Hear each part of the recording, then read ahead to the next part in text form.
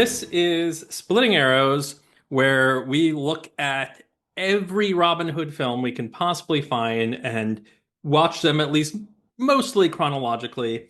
And we sometimes diverge from just the films to look at the television series that have been produced as well, especially the really landmark television ones that had a significant cultural impact. And this time we are talking about a show that has had a profound cultural impact. When one talks about Robin Hood in the media today, this series is one of the primary things that comes up. And it is right now, as we're recording this in December of 2024, we are managing to get it under the wire for the 40th anniversary of the show, which debuted in 1984. This is Robin of Sherwood. And Finally, join the Robin of Sherwood and into the 80s. Yes, and this is our first foray into the 80s. We finally made it out of the 1970s. I Um, blame the Italians. yes, so many 1970s Italian films. Although, Joining I me, as always, is Richard Hopkins Lutz. hello. And our special guest for this episode is Janine Tullos Hennig, also known as Jay Tullos Hennig, who joined us before on episode 31 for the episode Finding the Gay Chaotic Druid, where we discussed Janine's own work, which included a lot of discussion about her influences with this show. Yeah, I'm here. So let's talk a little bit about that. It was definitely brought up in that episode before episode 31, but now this is the episode where we're really delving into this particular series.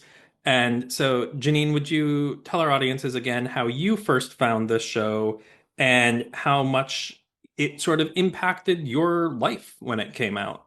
It was an interesting thing because I was working at the time on what would become the Wood series long time ago. And I was working on it and I saw something. I did not have cable at the time. We were broke. We were young broke people. So we had no cable and cable was expensive. And so a friend of mine did have cable and I saw part of this episode and I looked at this thing and they had this amazingly beautifully set shot that really all of the film in Robin of Sherwood was. And I looked at the character and I went, oh gosh, that looks like my Robin. And actually it wasn't my Robin, it was Richard Carpenter's Robin. And yeah, I started watching the series because it was Robin Hood and it was really an amazing Robin Hood. And got to be friends with some of the people that were involved in running it. And yeah, it was a very, I was still writing really heavily at the time, and it was a nice, you a lot of authors are afraid to read other things or watch other things, and which is, I think, just a little short-sighted to me because you don't get something from nothing. Mhm. Whatever we write, it comes from what we see, what we watch. I mean, we aren't blank slates and the gods, pour words into us. That's not how it works. And so it was just such a seriously, I mean, it met with my own expectations and exceeded them so far as watching it. And of course, I loved the show, so it ended up being an influence. Right. Whereas a lot of things at the time, I just kind of went, nah. And one of the ways, and when you read your books, you can really both see how your work stands on its own.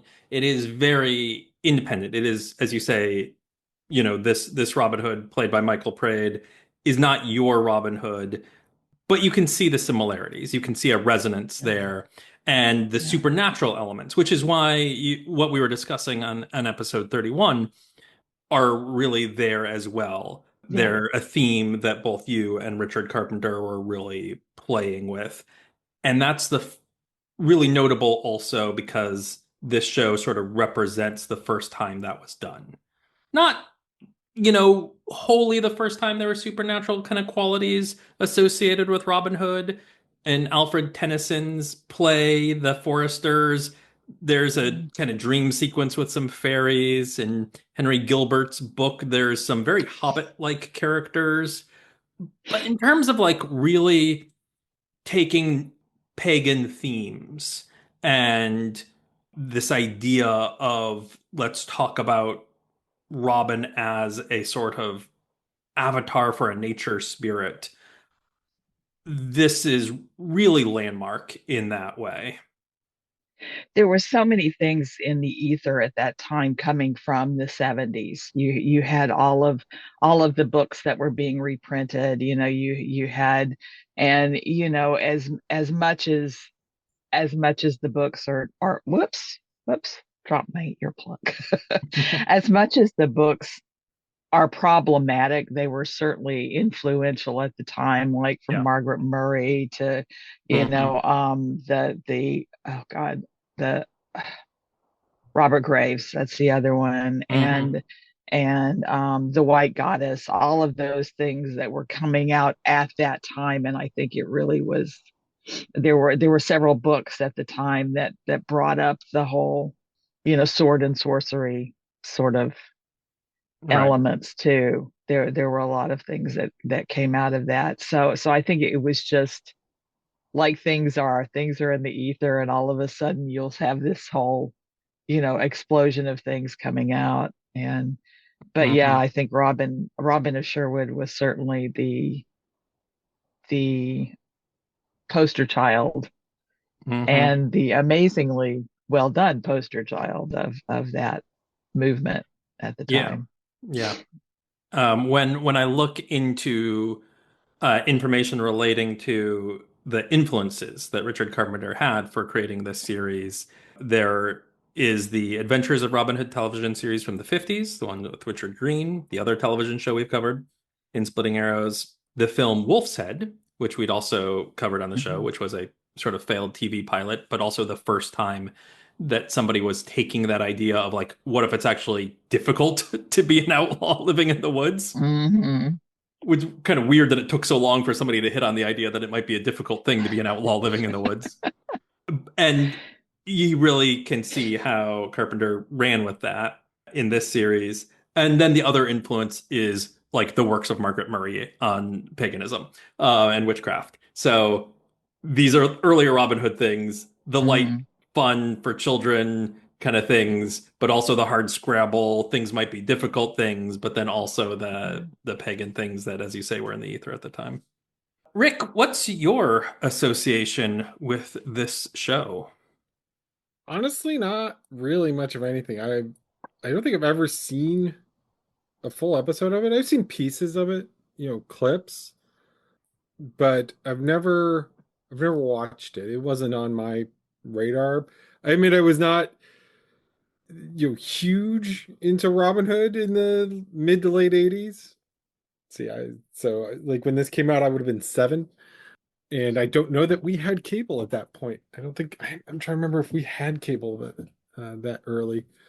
So my all of my British media got filtered through PBS. Right, So, as did mine, and I think it got released under a different name in the US. I think it was like just Robin Hood or something like It that. was just Robin Hood. Yeah. yeah. Yeah. Yeah. The pieces I've seen, it definitely has that very high production value. So like comparing it to, for instance, the Robin Hood miniseries from the early 70s that we watched. Mm-hmm. Was that Legend of Robin Hood? Uh, Yes, yes. Legend of Robin Hood. It definitely has a higher production value. But I know that it has a rabid fan base. For Mm-hmm. a lot of people, this is kind of what defined Robin Hood for them. Even here in the States, it has a very large fan base. And I remember I had a professor when I went to Cuyahoga Community College in the late 90s. She helped run a fanzine for this. Oh, yes. And I remember I was kind of toying with being an artist at that point. I did some art for her at her request. What was the Uh, name of it? I don't remember. It was Yeah, I she was a probably history. know it. Yeah, she was a history professor named Dr. Blunt uh, in Cleveland. Laura Blanc. Laura Yes, Blanc. Oh my God. Blunt. I've known her since the early days of Robin of Sherwood. Yeah, So yeah. yeah. If she was a professor in Cleveland, a history professor at a small community Yeah, college in Cleveland, that was that's that was her. her. Yep. That's I her. took I Yeah. took history with her, and she was fantastic. I loved her to death as a and I did she requested characters being drawn as rabbits. And I do that for her. I admit I was not a terribly great artist, but practice and everything. Oh, that's Um funny. That's funny. Yeah, no, that is I am still in touch with a lot of the people from the original fandom. And yeah, it was a big deal in the States, more so than in the UK. yeah. Hmm. So yeah, like no, yeah, she was a huge fan of it. Like I remember her, yeah, I remember talking with her about it. And but like back then, it's like the way you watch this stuff was like maybe get a VHS of it. So Yeah. because I don't know that there was a DVD release at this point. There may have been. I just I was a poor Yeah, college I student. mean, 90s, like late 90s, probably not yet. Yeah, No, not yet. that would have been like 97, 98, somewhere in that Yeah, range. were DVDs They even at on the that market time, at that point? yeah, Yeah. yeah, that at that time they probably didn't even have the video on the market yet. They had four 2-hour Oh, um videos that they had marketed, and we all of our copies were off of Showtime or whatever. Hmm. We They didn't have the marketed. It's just been really recently that they started Yeah. marketing the things. kind of kind of reminds me of the old days of how you used to have to watch anime. Hmm. It was like all bootleg VHSs and fan subs getting passed around, stuff people had recorded. I remember I knew somebody who like went to Japan and came back and their suitcase was just a little bit of clothes and VHS tapes because they Hmm. recorded stuff off. Yeah. They were meeting up with Right. people. I think the And statute of limitations is passed for that, and I don't remember. And I'm not going to give up names. But and no, that's wow, that's an also amazing coincidence, though. yes, there really is. There really is. Yeah, and I was going to mention the vibrant fan community for this show because it is really the only Robin Hood property that has that. There are fans, of course, for the various other Robin Hood shows and movies, people who really love them. And when the 2000s BBC series was around, there's definitely people who are that's in the age of Tumblr and fan fiction, and people are writing their stories about those characters. So there's some fan community, but there's like conventions for Robin of Sherwood. There's a real solidly dedicated fan base there. The Hooded Man conventions ran for quite a while. They There was a revival of the conventions this year as like kind of a one-off for the 40th anniversary. It was very close to where I live, but I could not justify making it out to it, which kind of killed me. Yeah, there were conventions started here, yeah, the late 80s. And there was a specific there was a British convention specifically called Scorpio, and but there was also the specific Robin of Sherwood conventions that they had weekend in Sherwood. There was one, I think there was one that we went to that was in the it was, oh God, in New York. Where, oh gosh, I've gone blank. Can't remember. Gorgeous college campus. Amazing, amazing place. And yeah, and with the conventions were going for quite a while Hmm. until they just, here until they stopped. And Yeah. I gotta admit, a couple of us who've been in the fandom probably forever were grinching about the fact that we couldn't go to the ones in England. It's like, dang it. Yeah. And the ones here only really recently ended. And then Yeah. it was only like 4 or 6 years ago they ended and then just did the revival again for this year. So as we were discussing, they weren't widely available though, and I was very young when the show first came out. Definitely didn't have cable. I remember catching snippets of it, like fleetingly on PBS as a kid, which is how I also like got introduced to things like Doctor Who.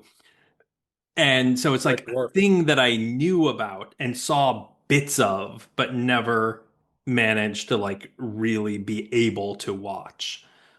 And then I didn't know anybody who had the VHS cassettes.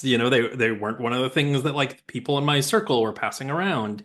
So I never really watched the show until very recently.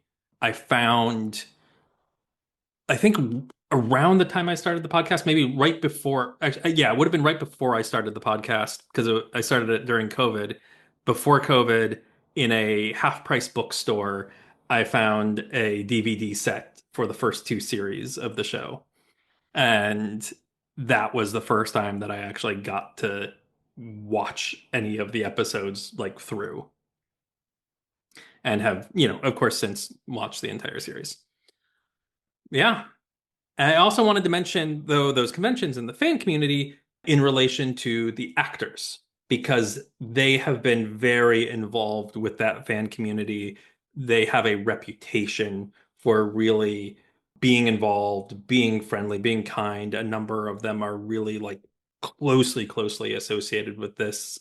Some of them, like Phil Rose, who plays Friar Tuck, and Mark Ryan, who plays Nasir, you see pop up frequently in social media, in writing the forewords for various books.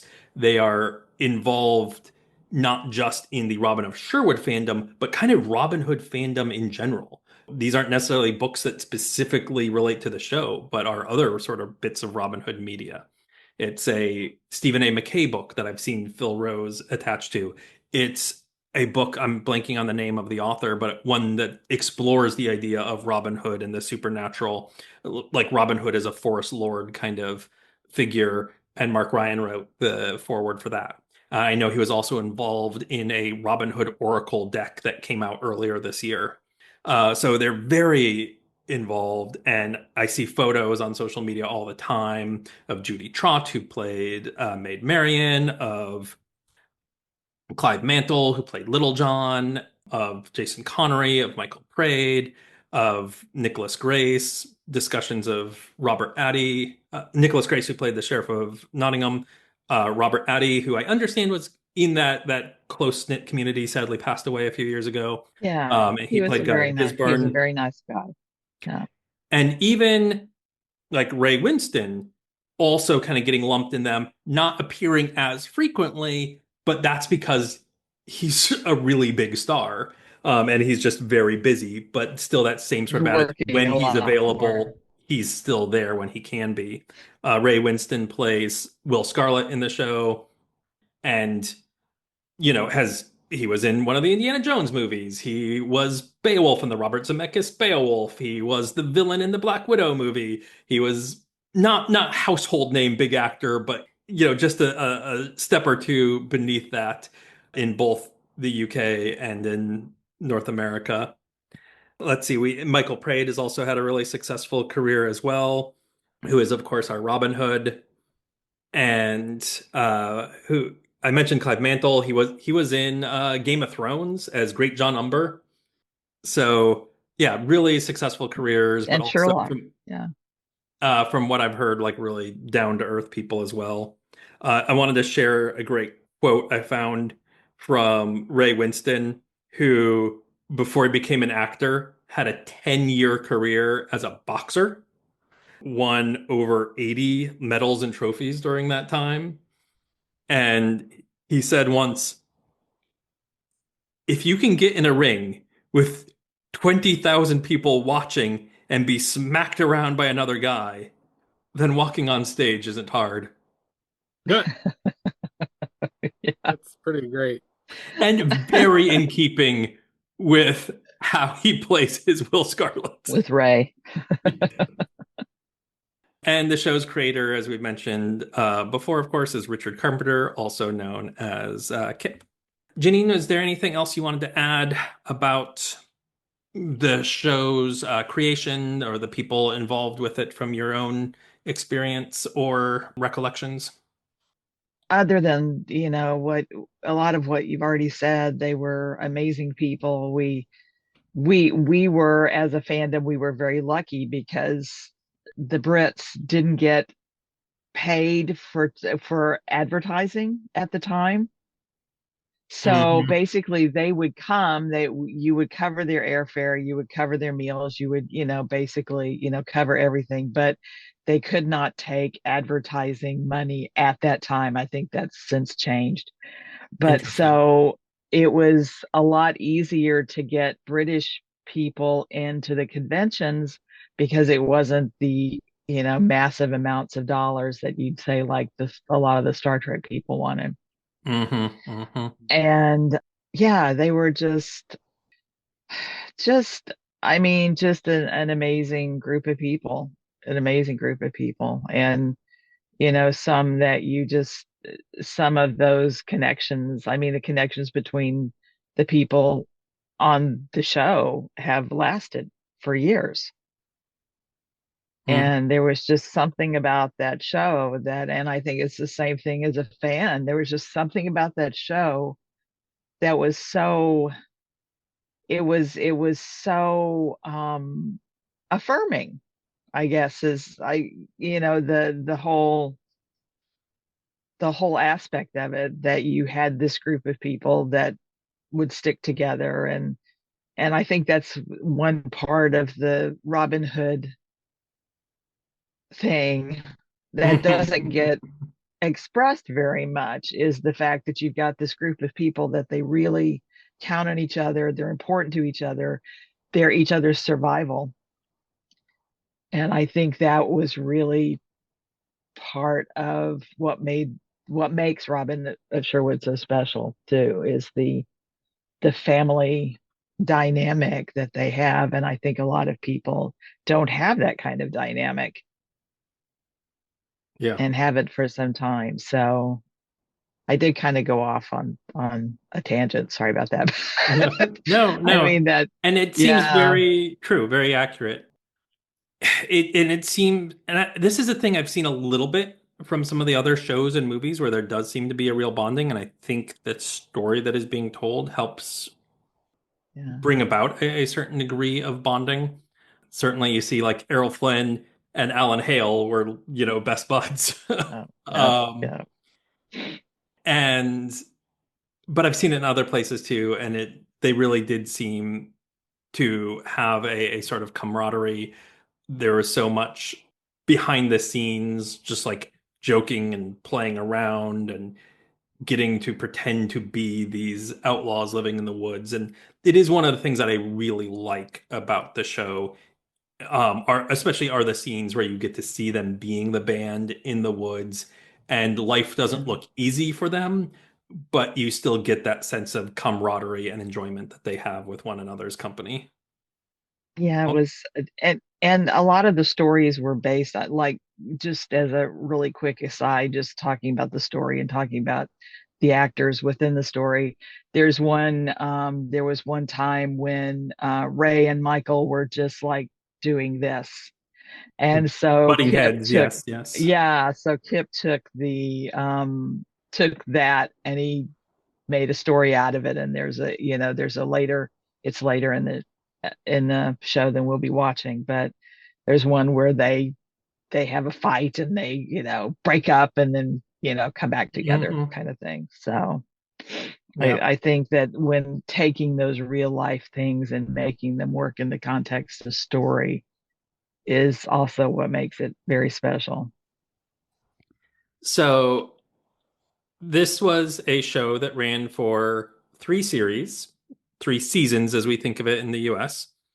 And there were, I think, 6 episodes in the first series, 7 in the second, or I could have that backwards. And it gets a little muddled because both the first series and the second series have two-parters. And then the third series has 13 episodes. depending on how you count them, 26-ish episodes in total over the span of 3 years. And what we're going to watch tonight is the first two-parter, which sometimes gets released again as a one long 2 hour kind of episode, and that's Robin and the Sorcerer, which is the debut of this Robin Hood end of this show, and immediately sets the tone for, oh, this is a Robin Hood that will have supernatural elements. He's fighting a sorcerer in the first episode. Puts those cards right on the table. We're going to watch Robin Hood and the Sorcerer, and then we're going to pause our recording while we watch it. Then we're going to come back. We'll no longer be spoiler free about what happens, at least in that particular episode. We'll try to avoid spoilers for what happens later in the series. And we'll run through our sort of review questions. We'll hold off on some of the things we do, like ranking our Robin Hood, until a little bit later on, because I do want us to watch another episode at least of the series.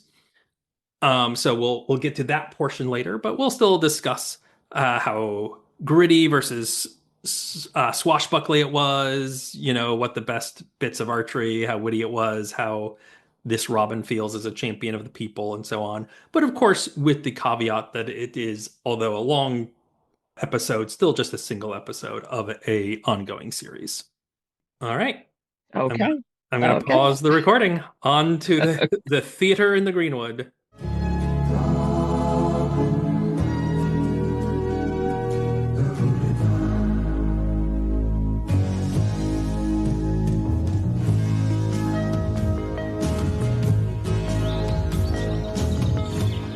Okay, so we are back from having watched Robin Hood and the Sorcerer, the first two-part episode that begins the Robin of Sherwood series. All right, and Rick, as the one of us who has not seen this before, what did you think? I enjoyed it quite a bit. The pacing was just a smidge slow, but that's okay. Like not a bad thing.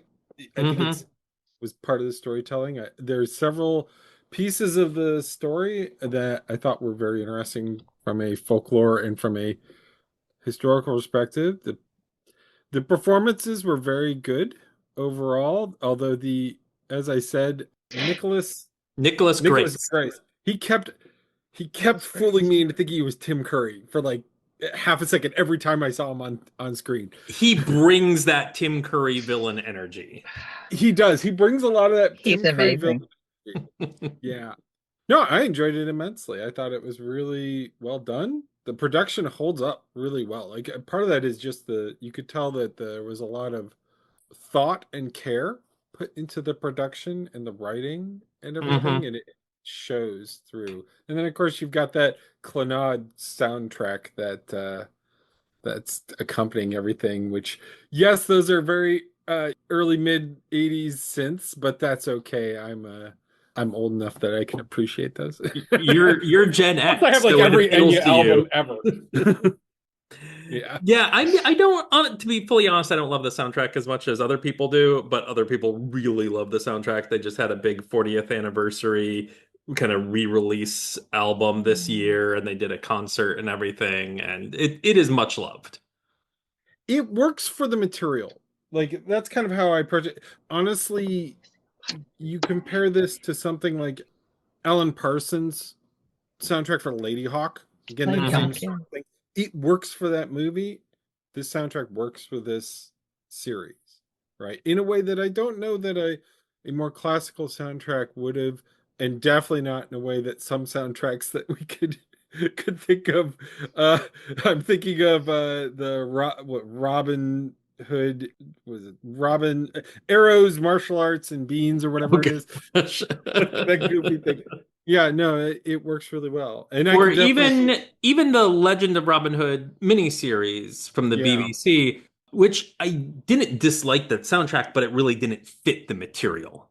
It was really upbeat and jaunty in ways that didn't work with what we saw on the screen. And this one, given the tropes and trappings and pieces of the neo-pagan revival of the late 70s and early 80s, and how tightly that was coupled to something like Clannad and a lot of their stuff, it fits. It works really well for me. But again, I have those kinds of associations because I do a lot of pagans back in the 80s and 90s. So Yeah, like Janine was saying earlier, it's very much the what was in the ether at that time. yeah. Yeah, when she was So talking about that, I was thinking about that. so Janine, as somebody who has seen this before, would you care to guess how many times have you watched Robin Hood and the Sorcerer? I I cannot even guess because yeah, a lot. Like when Star Wars first came out and we were all going to the theater and competing with each other as to how many times we could see it. So my kind of question for you along those lines is, do you feel like you get anything new out of it with each rewatch? I think I get more memories than anything. Hmm. Just warm fuzzies all the way through. That was really, and some of the funny stories I heard about, something as simple as, when the horses are crossing the pond on the pontoon, Mm. they're not real horses. They're fake horses. And if you notice, one of the guys is shaking them, and they could not. I was a professional horse person for a very long time, and so I talked a lot with the horse people and Steve and Deb, and yeah, just all the funny stories, and so yeah, it really it's I think it's I don't know if I've seen it so many times that I get anything. Oh, I hate to say I don't get anything new out of it because I probably do, but I think I get more warm fuzzies and memories. Well, I mean, and because of the associations that you have and the people that you've met and you've shared those kind of stories, like I didn't notice that those were fake horses. Thinking about it now, like, oh, that makes Nobody sense. does. Getting Yeah. horses on these little pontoon boats, like, yeah, of course that would be just so much easier to do. But it's such a beautifully shot and well edited Oh, bit of work that yeah. it's not one of these things that stands out to you. There's no No, part of it that looks fake. Hmm. no. Even so, as They somebody, took they I'm sorry, go ahead. oh, I was just going to say, as somebody who deeply loves the 1938 Adventures of Robin Hood movie, it never feels immersive in that it feels theatrical. It feels Yeah. like a film. It feels like a storybook come to life. So there is always that little element that feels surreal about it, whereas this doesn't have that quality, even when there is, trickery like fake horses, it still Uh is played in such a way that it you looks you real. you don't notice it, and they at the time when they filmed it, they were filming it with a theatrical camera, and I can't remember the name of it. There's some good name for it, but so they were filming it like you would film a theatrical film, and that's part of the beauty of the cinematography, is they were using that camera that picked up all kinds of cool things. And yeah, yeah, it was just like it was a trip to my happy place to watch it again. Thank you so much. It was so nice. We've been Well, it intending to watch it for the 40th, to watch the whole thing, and it's just things have been crazy lately, so we haven't been able to. So at Hmm. least got that one in before the first year. So one of the things that we like to start with is just how it matches our sort of expectations for the characters, because the figure of Robin Hood is so well known. And I feel this is a little bit different in that this is a little bit kind of one of the foundational versions of Robin Hood for the modern era. So I feel like this kind of helps set up what a lot of people expect now when they think of these characters. And I think this is especially the case more than anything with the Will Scarlet, when I see versions of Will Scarlet now, I think always of how much they are informed by Ray Winston's Will Scarlet in a way that they weren't really before. This interpretation of Will Scarlet really created a stamp on how we see the character now in ways that you can even see with Christian Slater in Prince of Thieves. They're much different characters, but still that idea of like it's a very angry character. Yeah. Watching this, it was interesting to see slightly different takes on some things.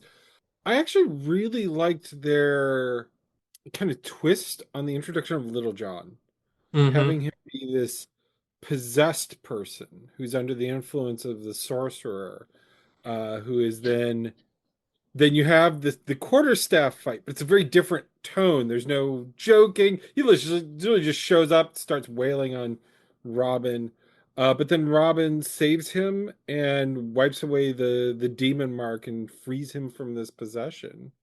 I really liked that. Like it integrates it into the broader story that they're telling, but stays true to some of the traits of the original stories. It takes this and just kind of refocuses it through a different lens.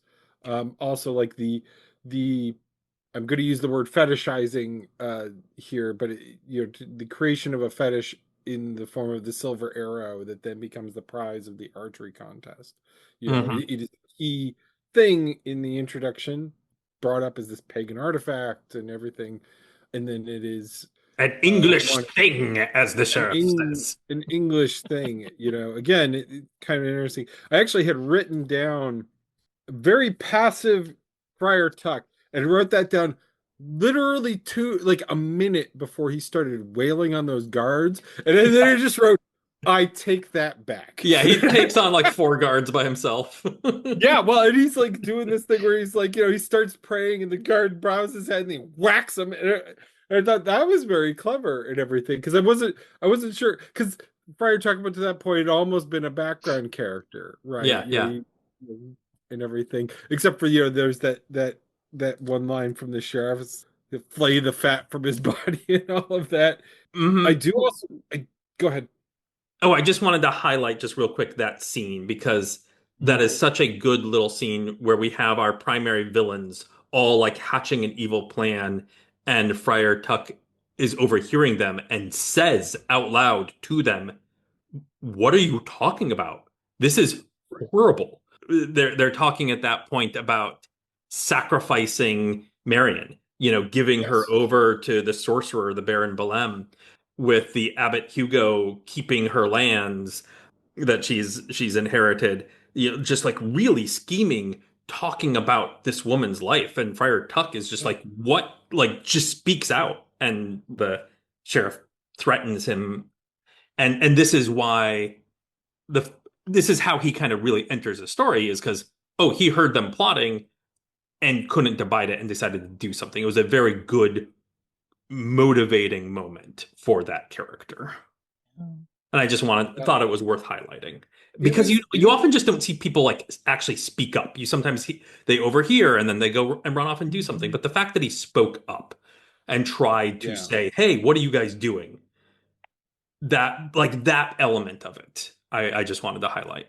Let me say also, the villains in this, quality evil. They have their separate agendas, and they have kind of their things that they're willing to do. Because like one thing I appreciate was actually like the villainous bishop. He's in the purple. So our 3 primary villains in this are, 4. There's really 4 primary villains. Guy of Gisborne, who's kind of a lackey leader of the men hunting for Robin Hood. There's the Sheriff of Nottingham. He's a thug, is what. Yeah, there's the Sheriff of Nottingham who bosses Gisborne around. There's the sheriff's brother, who is Abbot Hugo, and then there's the Baron Belem, who is the titular sorcerer. And like none of them really get along, and they have at times overlapping agendas, but at times conflicting agendas. Yeah, and I really appreciated that. But like, for instance, they start talking about sacrificing Mary and everything, and the abbot like balks. He's like, that's a line, right? Hmm. Like I'm not a good guy, but I am you not know, willing to cross that line. Not until you seriously bribe me. I will not yeah, cross that right. line. That particular scene actually has my personal pick for wittiest bit of banter, which I'll talk about Yeah. later. But I appreciated the dynamics of the villains, and they were all really quite well played.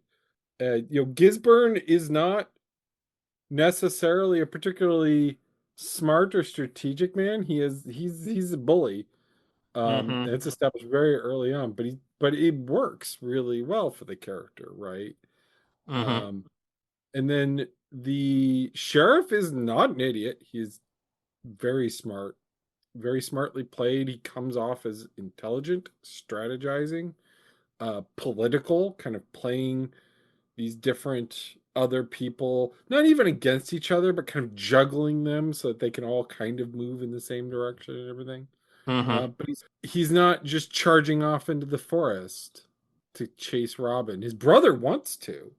The Yeah. abbot wants to, but he's him and Gisborne that would be idiocy. We would all die, kind of a thing. Yeah, What? it really worked. It really worked.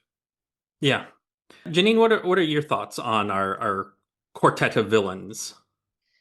I think the fact that they were all drawn in whole strokes as opposed to just kind of, penciled in, they were all Hmm. very, they all had their own agenda. They all had their own thing they wanted.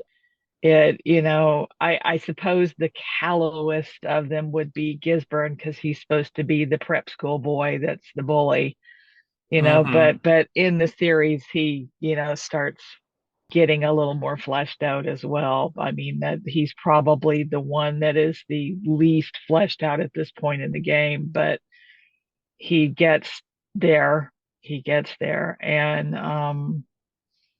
yeah, it's interesting because I know that there was a book where they had Hugo, the Abbot Doreno, and his brother Hugo. There was a book that I know Kip cribbed from mightily with Yes. some of this. I was I'm going trying to to going remember to the name of it. I was going to bring that up. Yes. Yeah, But and since oh, go ahead.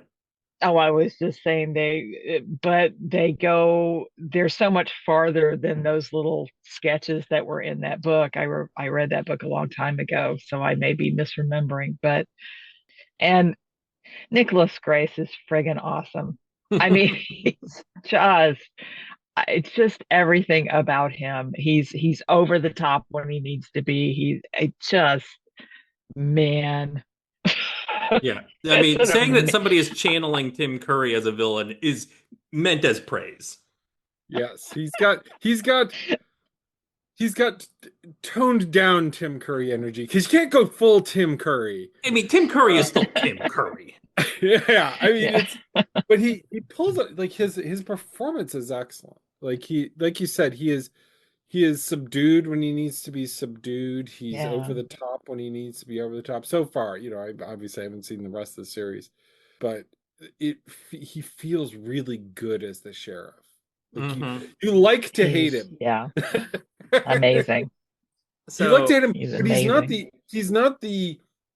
he does a little bit of mustache twirling, a little bit of scenery chewing there, just enough, but he's not cartoonish, right? He mhm. pulls up just short of that, Just short. Yes, he just does pull short. up short, but not by But far. it's the right amount of just short because on a certain level, all of this has that little just short of cartoonishness. Hmm. And again, I don't mean that as any sort of criticism. I mean it positively because it suits with a lot of the other pieces and a lot of the other themes that they're going for. Yes, which I wanted to hit on with the villains. So a few points, just real quick, since we were mentioning Tim Curry, Michael Praed's first role, his kind of first breakout Yeah. role was starring in a production of Pirates of Penzance in 1982 with Tim Curry. So he got to be with Tim Curry before working with Nicholas Grace here. That's where Esta and company saw him, was in Yes. Pirates of Penzance. Yeah. Yes, that's kind of where he was discovered and, snatched up to become Robin Hood, because of his I've work seen there. snippets of Tim Curry doing Pirates of Penzance, and they're amazing. Oh, he's brilliant. Uh, Brilliant. Michael Praed's birth name, by the way, was Prince, Michael Prince, but there was already like a registered actor with that name. So he selected Praed out of the phone book. Ha! As far as what you were saying about the villains and the kind of whole cloth and the way they work in that story, they're very archetypal. And I just kind of wanted to highlight this also. You have the sheriff as the schemer, you have the abbot as the just greedy individual. He's not really scheming, he's not really a bully, but he's just completely consumed by his own wants. Agreed. And Gisburn's the bully, and then you have the truly sinister, nefarious, literally demon worshipping Baron de Bellem. And then I think all of them are a little bit like, again, not quite cartoony. They don't quite get over that ledge, but they are also very two-dimensionally bad. Like they are just bad guys, but it works for this story because there is a hammered again and again the powers of light and darkness. They need to be really bad guys. They need to be unquestionably evil for this story to work, with Robin Hood being set up in opposition to them. So they're not the most fleshed out two-dimensional characters. One doesn't really get a sense of their motivations and or be able to empathize with them like you want from a really well-written villain, but that's okay because that's not the story that is being told with these characters. If they were empathetic and understandable villains, then like it would just change the dynamic too much for this particular story. Yeah. Since you brought up the book that Kip was leaning on a lot, I was going to mention this. We were earlier talking about his sources of inspiration, and we mentioned Margaret Murray, we mentioned Wolf's Head, but I forgot to mention that book, which is Robin Hood and His Merry Men by E. Charles Vivian, published E. Charles Vivian, 1927, which I read just earlier this year as part of the Robin Hood Book Club, or Hood Reads as we call ourselves sometimes, on our Discord channel run by friend of the show, Mike Nichols. So the whole Abbott and Sheriff as brothers, that's something that's in Vivian.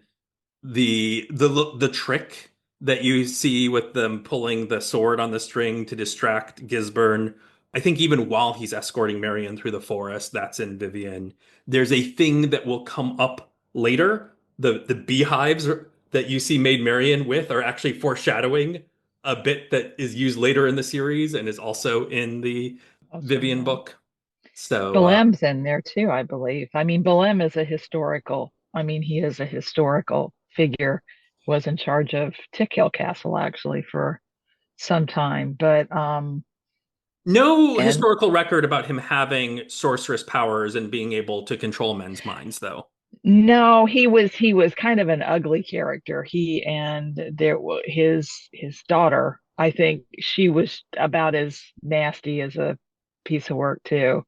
But yeah, they're definitely so. But I think they were in the Vivian book. Is Vivian the one with the pirates that had the Yes. pirates? Yes. I was thinking because I wasn't able to be with that one, but I remember all the jokes about it, and I'm going, I've read that book. Yeah, I know. Yes, so it's a big joke in our Discord community when we started that we read the E. Charles Vivian Robin Hood and His Merry Men book. We all read it, and then on the day that we met to discuss the book, we found out that some of us had been reading an abridged version. And those of us who didn't have the abridged version got like a whole battle scene, like a really intense battle scene where Robin Hood and the Merry Men fight off these Viking raiders. They fight a group of Norse pirates, and in the abridged version, it just glosses over it. It mentions it happened. And one of the users on the Discord, Ben Curley, who has appeared on several episodes of Splitting Arrows at this point, was so incensed that he missed the bit with the pirates that that's become a running gag on our Discord server. It is pretty funny. Yes, and Belam is in that book also. I do believe that he tries to marry Marion in the book. He is not a sorcerer, he's a evil knight, a Yeah. wicked man, but the E. Charles Vivian is not one of the early sources that has the hints of sorcery in the book. That is one of the things that I also wanted to mention that I do really like about the Robin of Sherwood show. As we were saying earlier, it's the first real version that embraces some form of mysticism and magic, and it makes it feel unique and fresh in a lot of ways.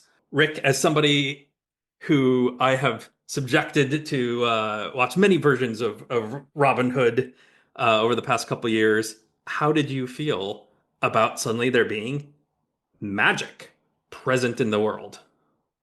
So I actually wrote down some notes because, as you know, this is on a certain level kind of what I did part of my undergraduate in. So I found it really interesting the themes of paganism versus Christianity versus occultism, Mm-hmm. right? And these themes of you have acceptable magic, at least in terms of the story, versus unacceptable magic. So in the acceptable magic side of things, again, according to the story, you have English paganism, at least through the lens of this, the kind of neo-pagan ideas. And then you have unacceptable magic in the form of occultism. And specifically, it's not. So they mentioned Hermes Trismegistus, and they at this point that was not a figure in Western kind of Western occultism. It would have been a figure in Arabian occultism and Islamic occultism, which then makes the Saracen Nasir a very appropriate character because for the Baron to have learned about all of this, he would have had to go to Arabia. He would have had to go to the Which they East, mentioned. They said that he was in the Holy Lands. Yeah. which they mentioned. Yeah, they mentioned at one point that he swapped his soul for a demon while he was in the Holy Land and all of that. There was a comment about that. Um, Yeah. but then you have the kind of homegrown paganism, which is acceptable within the story. You have Christianity, which acts as kind of this impotent structure, Mm-hmm. non-magical structure, a political structure, really. And then you have occultism, which in this case is foreign and is coming in. And that kind of theming of things and the clash between the two, because the Baron wants the silver arrow, this English Mm-hmm. thing, this English pagan thing. He wants it. He wants to harness its power. He wants to use it to devote to his Azazel, I think it demonic is. Azil. Azil.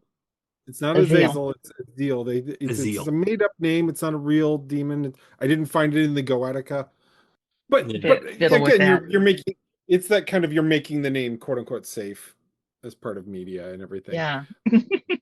But that's the thing is that but then he wants to harness that, but then Robin is able to turn that around and use it against him, and you get one of what is going to be one of my top 10 death scenes of anything ever in this series, because oh man, that is chef's kiss death scene.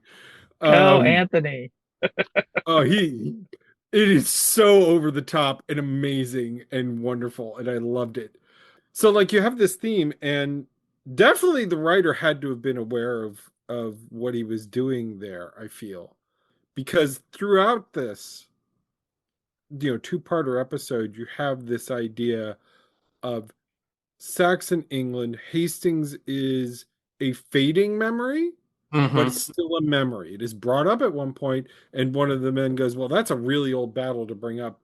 This is taking place in 1180, so Hastings was what 114 years before that." 1180 is when it starts, when Robin Oh, is a sorry. So this child. is So actually a it's little bit later. So actually this in 1190s 15 at this years, point. 11. So it would have been 20, about 130 years before, 100 Yeah. and whatever. So it's a memory, but it's a fading memory. But there's this idea of It's a little capital. Remember the Alamo. Yeah, it's a little Remember the Alamo, and it's this kind of because they talk about, oh, they died in their thousands, kind of a thing, uselessly against the Norman invaders. But there's this idea of England as an entity, which we could argue about. They're in Sherwood, which is, and he has one of the seven swords of Wales. Or no, no, one of the seven swords of Wayland. Wayland. Oh, Wayland. Okay, I misheard that. Yeah, Wayland the Um, Smith. Yeah, yeah.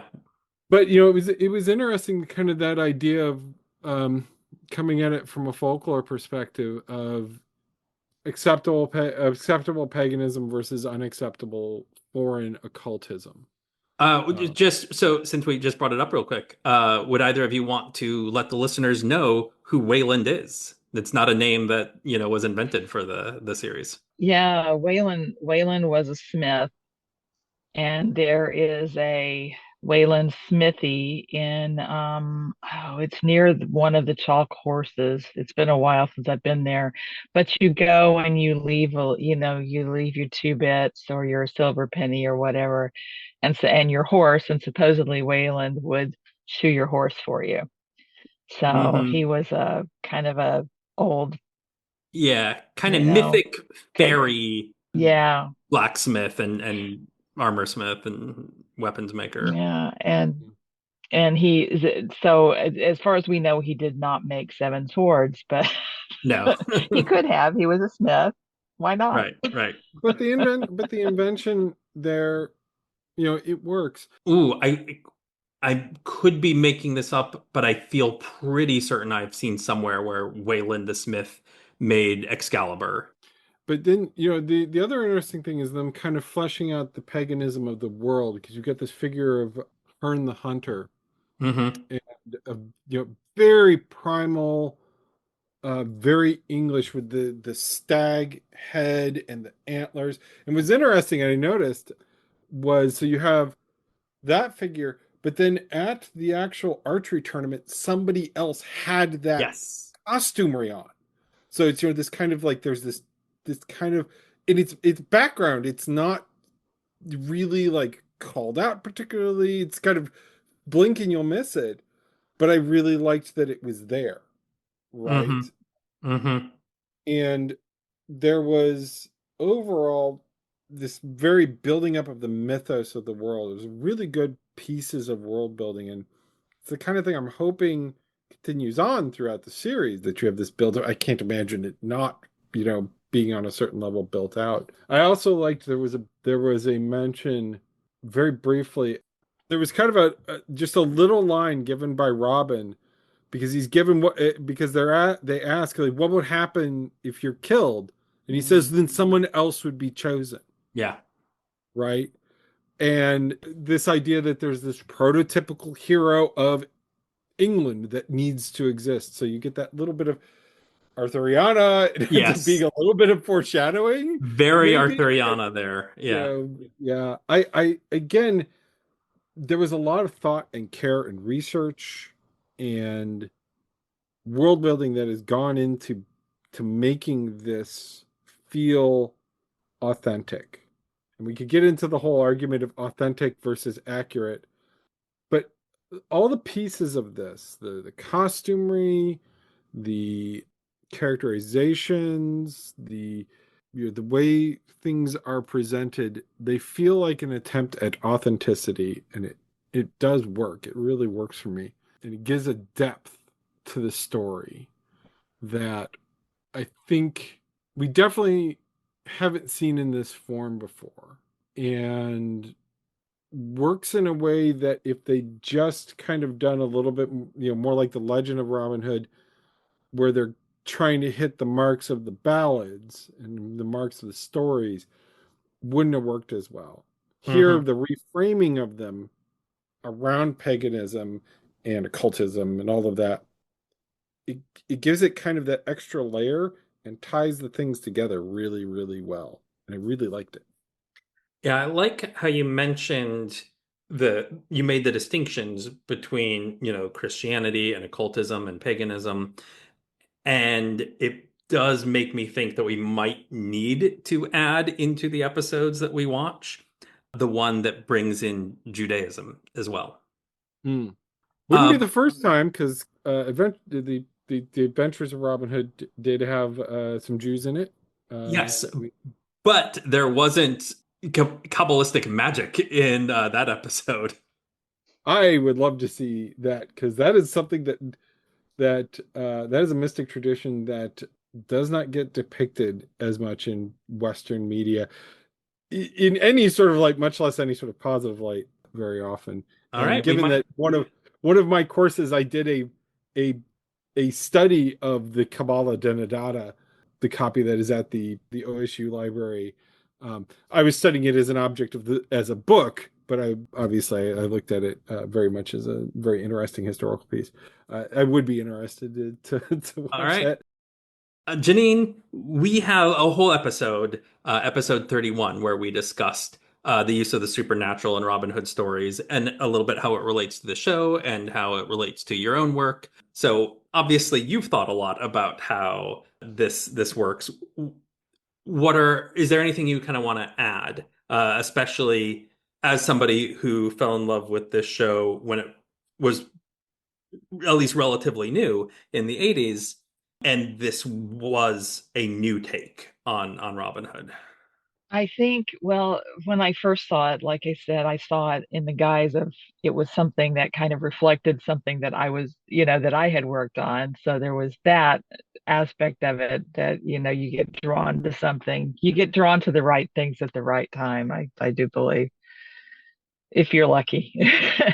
But I think the thing, Robin Hood for me when I was younger was it was Richard Green. It was, oh, God, just having a blank moment. Errol Flynn, thank you. God, it was like, it just That went guy. away. That guy, Errol Flynn. It was all of these things that, like you said, were playful. Even Richard Green, particularly when I was younger, I didn't see a lot of the undercurrents until I was older. Hmm.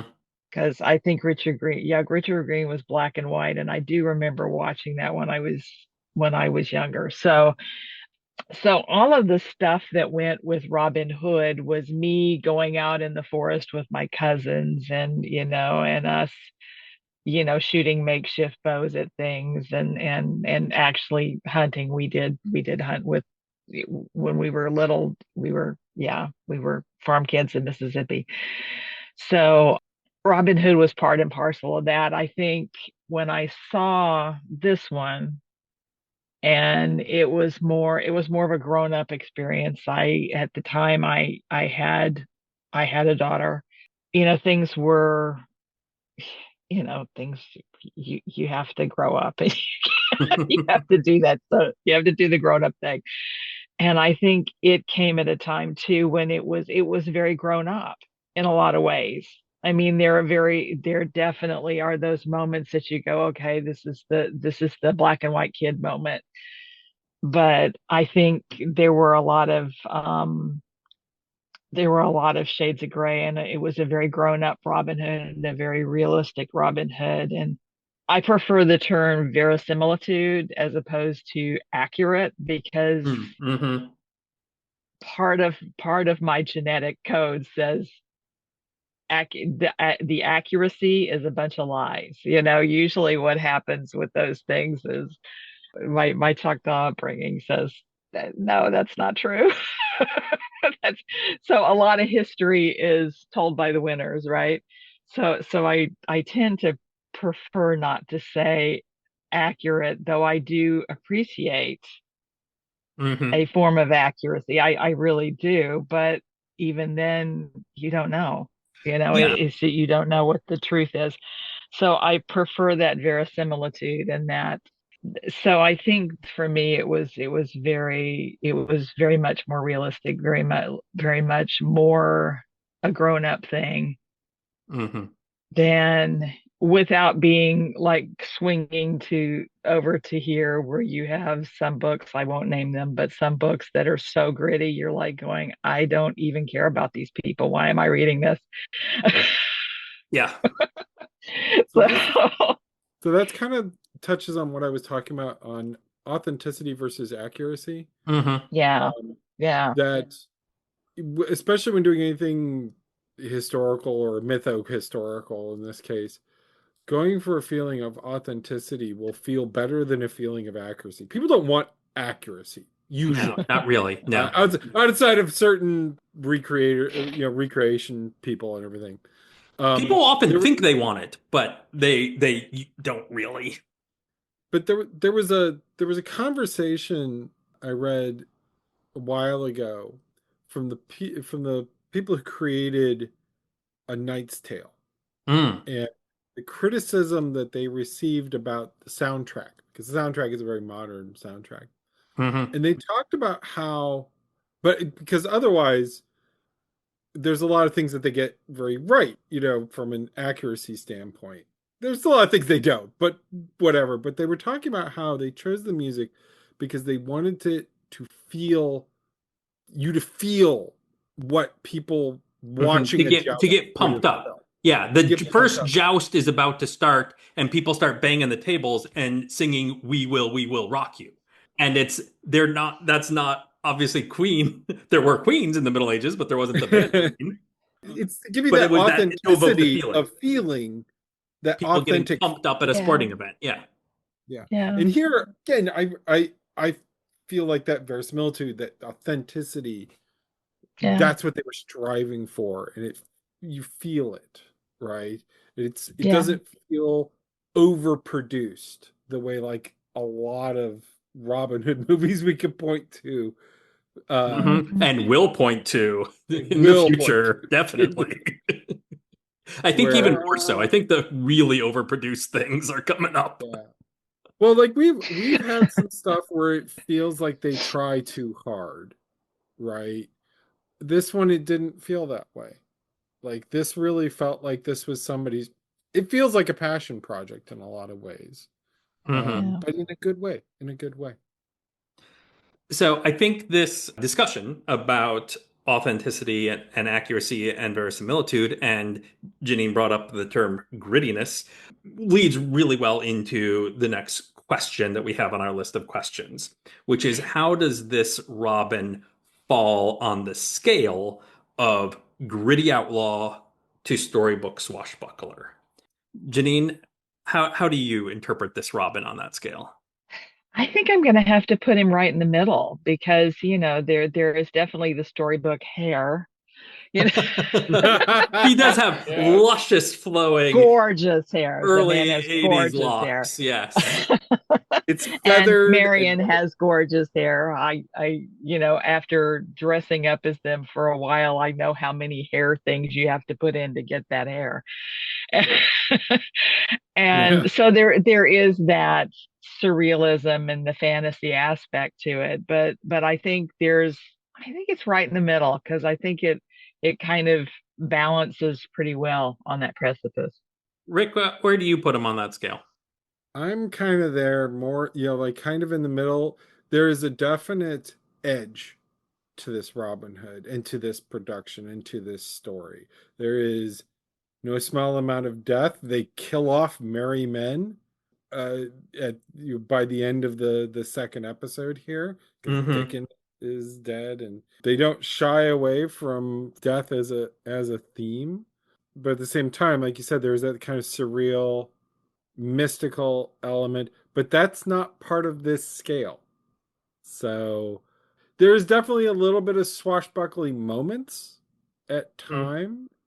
So, and he is also, because of the mysticism and because of this kind of idea of his prophesization, his prophesied coming and everything like Hmm. that. There's definitely storybook elements there. So Yes. you can't go full gritty, So yeah, I'm kind of there with you, Janine. I'm like kind of in the middle, right? Maybe edging a little bit more towards the gritty, just because there is that kind of hard edge to this.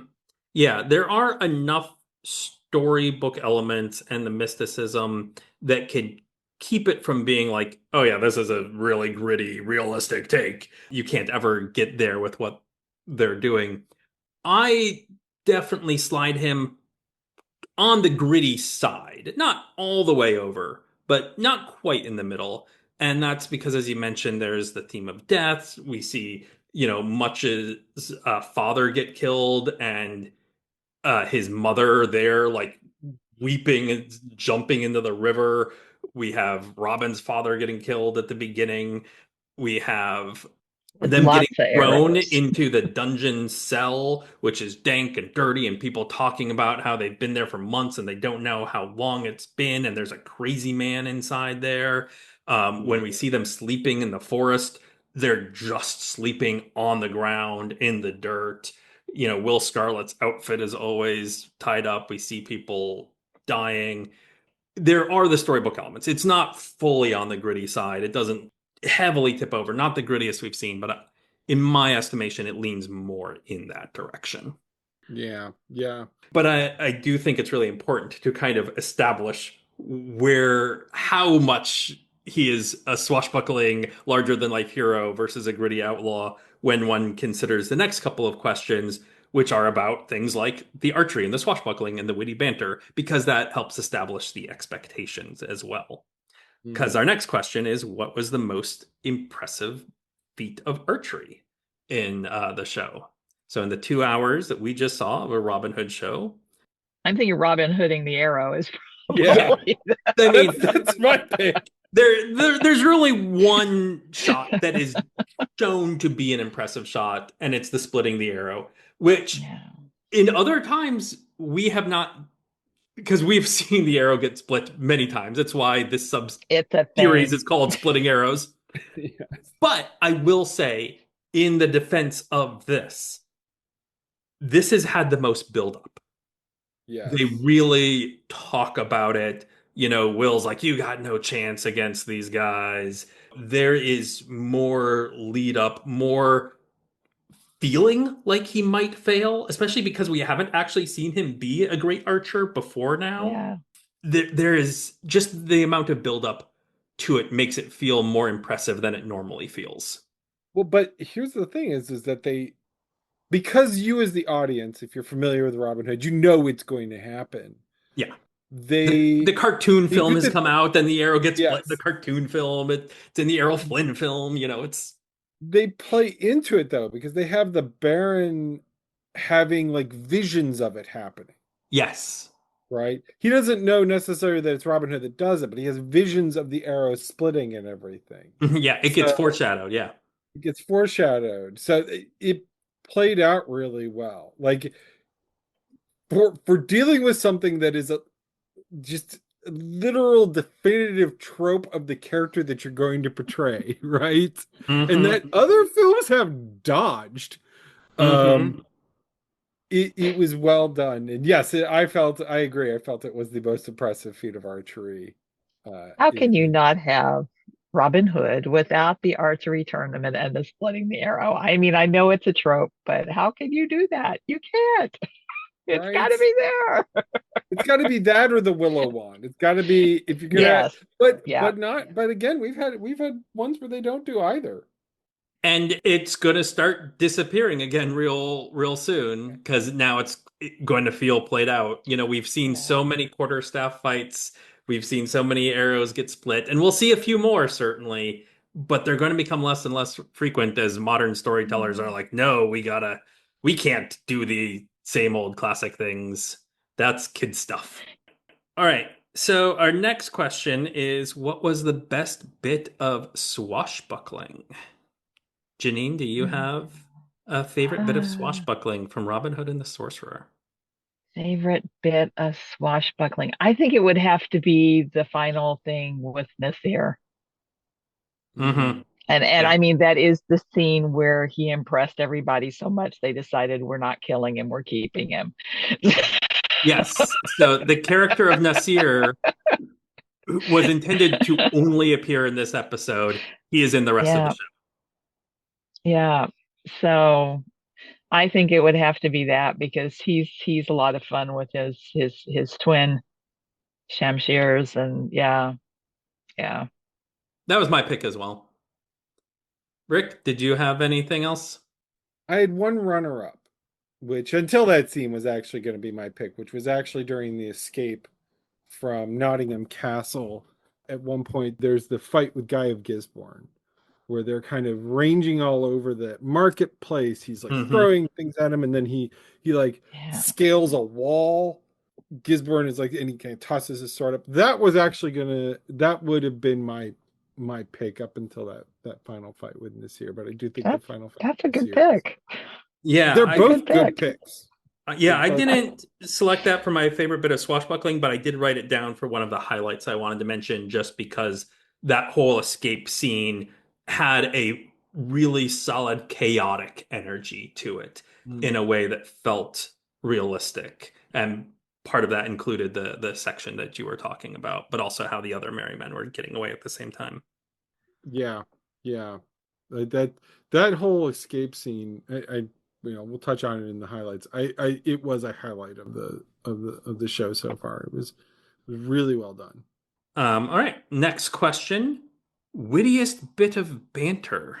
Rick, this time we'll start with you. What do you have selected? So the one I have selected it comes from the sheriff, and it's during that one scene that we were talking about with the villains where they're talking about sacrificing Marion. I'm gonna turn on my light because my room is actually getting a little dark here. It was you cannot expect the church to ally itself with the opposition, so to speak. Uh, I thought that was an enormously clever retort Yeah. uh, to both the Baron suggesting it and the pearl clutching, because the abbot actually crosses himself, at that point. The pearl clutching of his brother and everything. I thought that was an enormously clever little just kind of jab slash quip slash riposte, verbal riposte. So. Hmm. All right, Janine, did you have a selection for wittiest bit of And banter? I don't know that it was banter. I thought it was really witty, but I loved when Robin says you're not a god, and Hearn says we can all be gods. All of us can be gods. Hmm. Mhm. And We I must just all be thought that gods. was, yeah, it was just a cool sentiment. Like I said, it's not it's witty, but I don't know if it's bantery, but that was Hmm. the one that stuck out for me. Yeah, and anything the sheriff says. Because, oh my God, he's great. Like we said, He big delivers the Tim Curry lines like energy. Yeah, yeah. My Tim. selection was a sheriff line. As far as like witty banter in really the show throughout goes, most of it belongs to Nicholas Grace. Um, Yeah. there's a line towards the very end where Abbot Hugo is frustrated with Gisborne's ineptitude and says, "I'm going to have him excommunicated," and the sheriff responds with, "Have him hanged. It's quicker." Quicker. That was never in the original. That little scene was never in the original Showtime show. Hmm. The ones that we're seeing now and the ones I have in my box set are all the British versions. It shows them getting out of the when they were escaping the castle, they go through a room where there's guards. Mhm. Did you Yeah. see that one? Okay. Yeah. So those things were not in the original showing. Would that be called The airing? original That's right, US airing. releases. Yeah. Yeah, those weren't in there. The ones that were repackaged as Robin Hood for the Yeah. cable audience. Mhm. That's cool. It's always interesting to see the things they cut out when they bring stuff over, and oftentimes it's just cut for time because we have Time. to jam commercials and everything. Yeah. But it's why watching Mm, stuff on PBS is always better because there's no commercials, right? So Right. like when I watched Red Dwarf and Doctor Who growing up, it wasn't cut for any sort of time. yeah. Yeah. It Yeah. aired as it was. Okay, next question on the list is who is your pick for merriest man? That's the character from the production, other than Robin Hood himself, who you would select to be a member of your outlaw band. Oh, this is a tough one. There's some good picks. Janine, who's your selection? I'm going to go with Marion. I thought you might, but you have a very personal connection there. I do have a very and not as personal as with Robin, but no, It's I hard not just to pick the think character you literally would cosplay as, so. well, not anymore, but she's a badass, but she's not a badass in a normal, if sometimes when you have a woman who's a badass, it means they pick up a sword and they act like a man. Quote unquote, act like a man. Talked about this before on this series. Yeah. Well, it's nice that she's got this steel in her gut, but she's not picking up a sword. She'll end up learning how to, shoot a bow. But yeah, that would be mine. All right. Rick, who's yours? Ooh, it's a tough choice because there's some good ones. Personally, They're all good, aren't they? Yeah, just from these. Yeah, just going from Robin Hood and the Sorcerer. I think I'm gonna pick Will Scarlet. Mm-hmm. Because he's the kind of the first ally he picks up. He's the first merry man. They meet in prison. He has a real hatred for our villains. He has a real hatred for Guy of Gisborne, real hatred for the sheriff and everything. Follows Robin's crazy plan to get out of prison, and then follows him into the woods and I think it is him who actually pushes Robin into the water. Yes. And says Robin of Locksley. So that's going to be my pick as Will Scarlet. Little John is in that running, but I'm going to Will Scarlet. So I'm going to pick Tom the Fletcher. He was also in the running. He was definitely up there. Poor Tom the Fletcher, who wanted to go to Lincoln and just resume his career, didn't want to become an outlaw. He and Dickon were just going to keep their noses clean, but got convinced by Robin to stick around and help join his battle. And it's also Fletcher, useful. Like I said, you're going into the forest, you're starting an outlaw band. Somebody that can help you make your arrows is a good thing. And we see him do it as well while they're in the forest. So a useful skill to have. And then I also feel bad for the guy because he just wanted to go to Lincoln and he died. And in the words of the show, nothing is forgotten. Nothing is ever forgotten. And so in that spirit of not wanting to forget Tom and Dickon, he's my pick. I think there's, like I was saying, there's some really, there's almost no bad picks amongst the kind of core group of merry men you get. Maybe Much. He's a little Much is kind of a liability. Much is kind of a liability, which isn't a bad thing. No. Much is presented as both very young, like late teens young, and also a bit of a simpleton. And there's characters that make lines about this, and there's several times where he's like, "Oh, I can't." That's like I think the line he says the most. At least 3 different occasions, like, "Oh, I can't get out of this cell. I can't run away. I can't jump off this wall." So people are always needing to kind of help him out.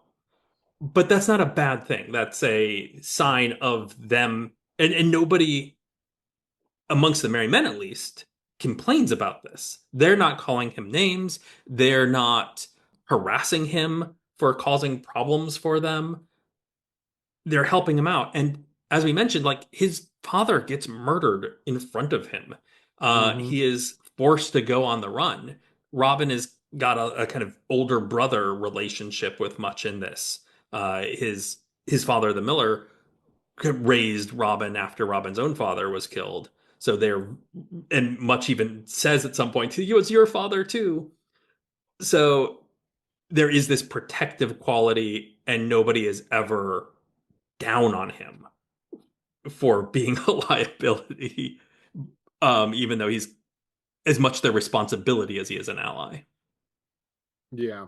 Yeah. Yeah, the first time when Marion's coming through the forest and she gets off the horse and they come down, they've evaded, but Much looks at her and says, "I'm Much," and she looks at him and kind of goes, "Okay, I'm going to be taking care of you. Obviously, you're not going to be taking care of me."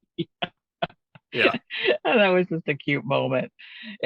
Much is family, so they look after their own. I mean, yeah, that's Hmm. such a big part of the whole thing. They look after their own. Yes, and I failed to mention that actor's name at the beginning when we were discussing the stars of the show, and that is Peter Llewellyn Williams. Peter. Yeah. So our next question is, how robbed were the rich? On a scale from 1 to 10, how does this Robin Hood fare as a champion of the people, as a champion of the oppressed? So I'm going to ask everybody to come up with their numerical rating, 1 to 10, with 1 being they are entirely ineffectual, 10 being they are the ideal standard of a protector and champion for the downtrodden. And the people who are abusing their power and authority had better watch out. Keep in mind, we are only going off of these 2 episodes. So Yes, we are Yeah, only going off of these two. this two-parter, Robin Hood versus the Sorcerer. Does everybody have their ranking? yeah, I guess. All right. I Yeah. think so. Yeah. Okay. On the count of 3, 1, 2, 3. All right. So Rick gave it a 1. I gave it a Kind of 2. going back and forth between a 1 and a 2. Janine gave it a 4. I'll go to a 2. I'll go to a 2. I'll go to a 2. All right. Janine, what is your thought process? Well, I think I'm trying to just pay attention to this one, but I think my brain is kind of, I know what happened. So, because so much of it is, yeah, this is so much of a setup. So he's really not, probably 3 would have been, I think I gave it the extra one because I'm soppy. Things down the line. I'm just being soppy about it. But yeah, I mean, not much in this one at all because it's all being set up for that to. I mean, other than they're outwitting the bad guys, which Hmm. Right. And the setup is important, but also the contextualization and the framing. Even when one takes the whole series in mind, especially with the idea of like robbing the rich, like that's never a major part of it. And that's not really what they're setting up here. They are setting up a champion of the people dynamic. That's why I went to a 2. That's why I went to a 2 because that's what you can see the setup for it. It's just it's Mhm. not. Yeah, and it's much more of a insurgent, like bring back the spirit of the English. We have these oppressors, and we're just going to fight back against them. It's a little bit nebulous, and we don't see it working out too well. Like I mentioned, he convinces Tom and Dickon to stick with him because of this idea of we're going to be fighting for our freedom, and then they die in that fight. But also and then how successful they are, like, well, they're not going to be that successful because it's the first episode of a television show. And if they were successful right off the bat, we wouldn't have the whole rest of the show. So the low ranking is impacted by just we have a whole other portion of story to tell, but also the way we're trying to tell this story is one in which we are not doing the storybook. Haha, I'm going to rob the tax collector and distribute the wealth to the people. It's much more of a there's the noblemen and their knights and their men at arms, and we're going to shoot them and kill them kind of a story. That is kind of what they were setting up where that the spirit of Hastings, is why Hastings is evoked. And there Yep. is Norman versus Saxon kind of conflict being presented here. Yeah, he's set up as an agent for change, but yeah, we just haven't seen it really yet. This is all this is all him kind of sorting things out so that he can become more of a legend and everything. So Hmm. And it ending on, a tragic note. And I do appreciate that they linger on it. They don't let it just go that Tom and Dickon died. Tom and Dickon aren't super developed as characters. We see them around, and then they die. And I feel like even in some other movies, things like that get glossed over. Here, we see the characters mourning them. We see Will Scarlet taking Robin to task for getting them killed. Um, mm. and we see them having their funeral for them when they're shooting the flaming arrows into the pond. So their passing at least gets acknowledged. It's not oh, yep, life's hard, and then you move on. So while he's not being very successful as this champion for the people, at least not yet, there is at least an acknowledgement of the failures, and I think that is worth noting. Not Well, to and mention, if they hadn't come after them, then they wouldn't have gotten killed. This is but true. He told them to stay home. well, and the other thing that's interesting there is that Robin turns it into this broader political statement when it's brought up, when their deaths are brought up and everything. Hmm. Uh, and you have to wonder, like, hey, our friends just died. Yes, but England, this. And it's just like, you have to wonder, kind of like, But they are you died just free. It's like, well, right? would they have preferred to die free, or would they have been happy to go to Lincoln? And Yeah. So it'll be curious. I mean, I don't know that that gets addressed later on or anything, but it's kind of an interesting thing. Like, that's not exactly what you want to hear per se when you're mourning your friends who just died. But it is. They're setting things up. They're setting up this character and everything.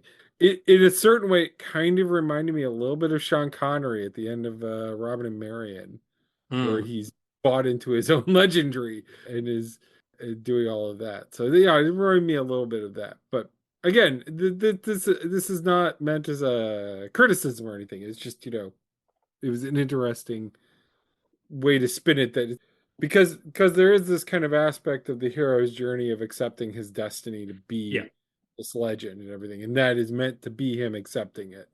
I get that.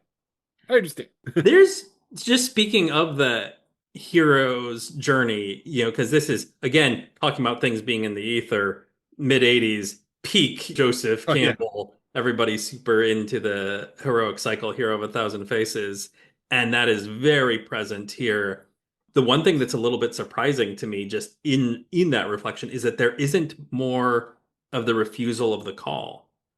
Hearn comes and talks to him, and then he's just kind of on board right away. Yeah, I mean, he's kind of resists it initially when Hearn first shows up, because he's escaping through the woods, and oh look, there's this guy with antlers who's You're talking to me in a weird way. you And are I'm not a just like, god, I'm you're gonna just go a away now. man.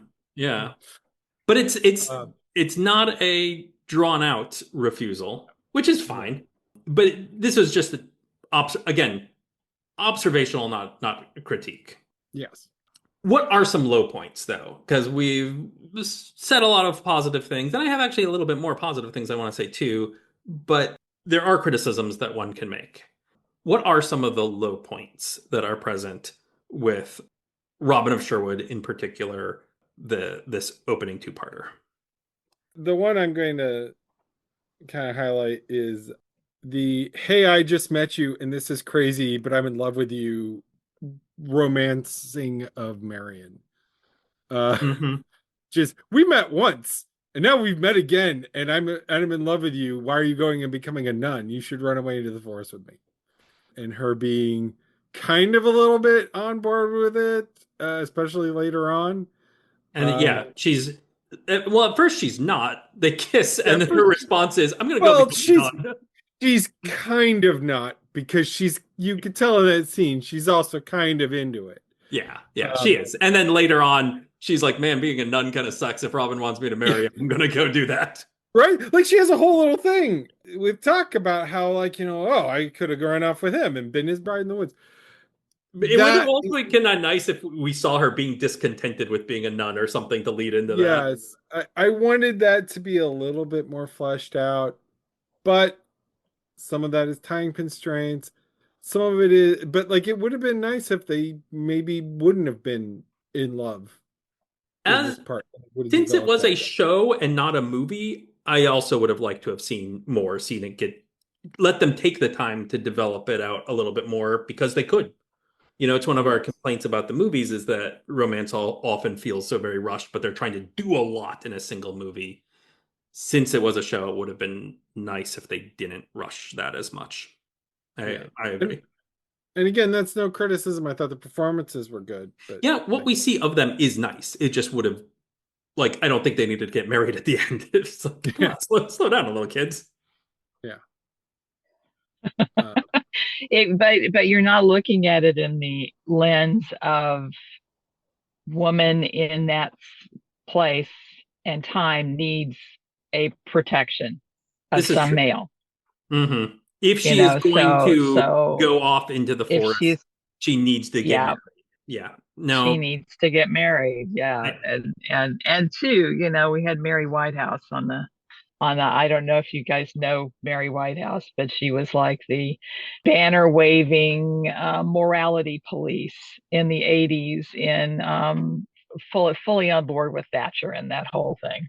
mm. So it was kind of so she was saying that Robin of Sherwood was satanic and evil and all of this kind of stuff. But all of us He's just fighting rolled our eyes against at Mary Whitehouse. Satanism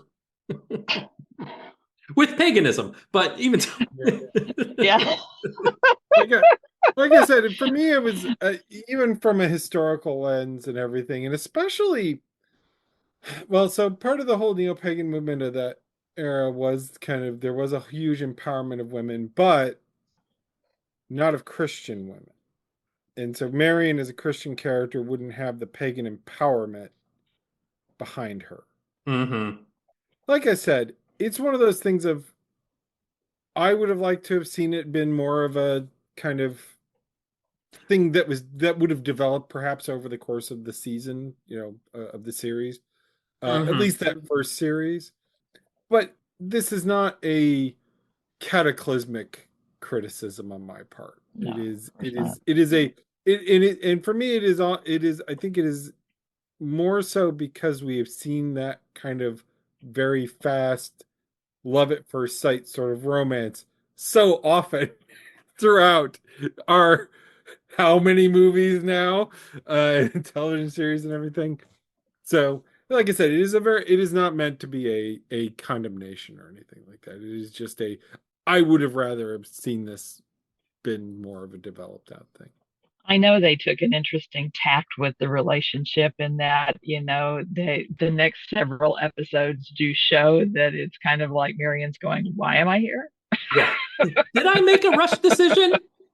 Yeah, the So, next well, episode is okay, very much her confronting that. and that Yeah, I can yeah. deal with. Well, and it's interesting that you talk about the marriage at the end there because it's a pagan marriage, so it would not be recognized by the church. And if she had actually become a nun, she probably wasn't actually a nun fully yet. She She was was a almost No. more novice. like she was just Yeah. an acolyte. Nuns at this, She nuns were definitely had brides not taken of Christ. orders. Yeah. Yeah, nuns were brides of Christ, and they talk about actually marrying her off to the church, so the hmm church gets lands at one point, hmm uh, and everything like that. So, that's definitely a portion of that. And this is an era of political marriages oftentimes being loveless but workable, kind of a thing, or people not initially being in love. You could get into the idea that her and Robin with love at first sight kind of has flashes of the court of romance where that would be a very heavy theme and everything, but Hmm. there you're getting into a whole other meta-analysis of things that may or may not be there. And again, I don't have the context of the rest of the series, and I would want that before I formulate any sort of other interpretation. hmm hmm There, I had a low point that I wanted to mention that also relates to Marion in a way, and it is the scene in which Robin quote unquote rescues her from Guy of Gisborne. They see Gisborne and his men riding through the forest. They have this ambush set up. It's when they do the trick with the sword on the string. And Robin sees Marion there and is like, we need to get her away. And they kill her guards who are just guarding her, Yeah. abduct her, and then later, Robin is like, so what were you doing with Gisborne after all? And Yeah. oh, he was escorting me to Kirklees Abbey, where I'm going to become a nun. You can take me there now, please. And it's like, oh, you just killed some people for no reason, really. I mean, it does fit into the overall, like, oh, we're rebelling and these are the bad guys because there are oppressors, and we know they're the oppressors because they're the ones that are wearing the livery of the sheriff.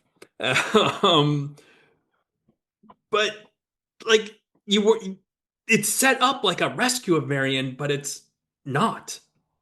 No. She was on her way to Kirklees Abbey because that's where she wanted to go.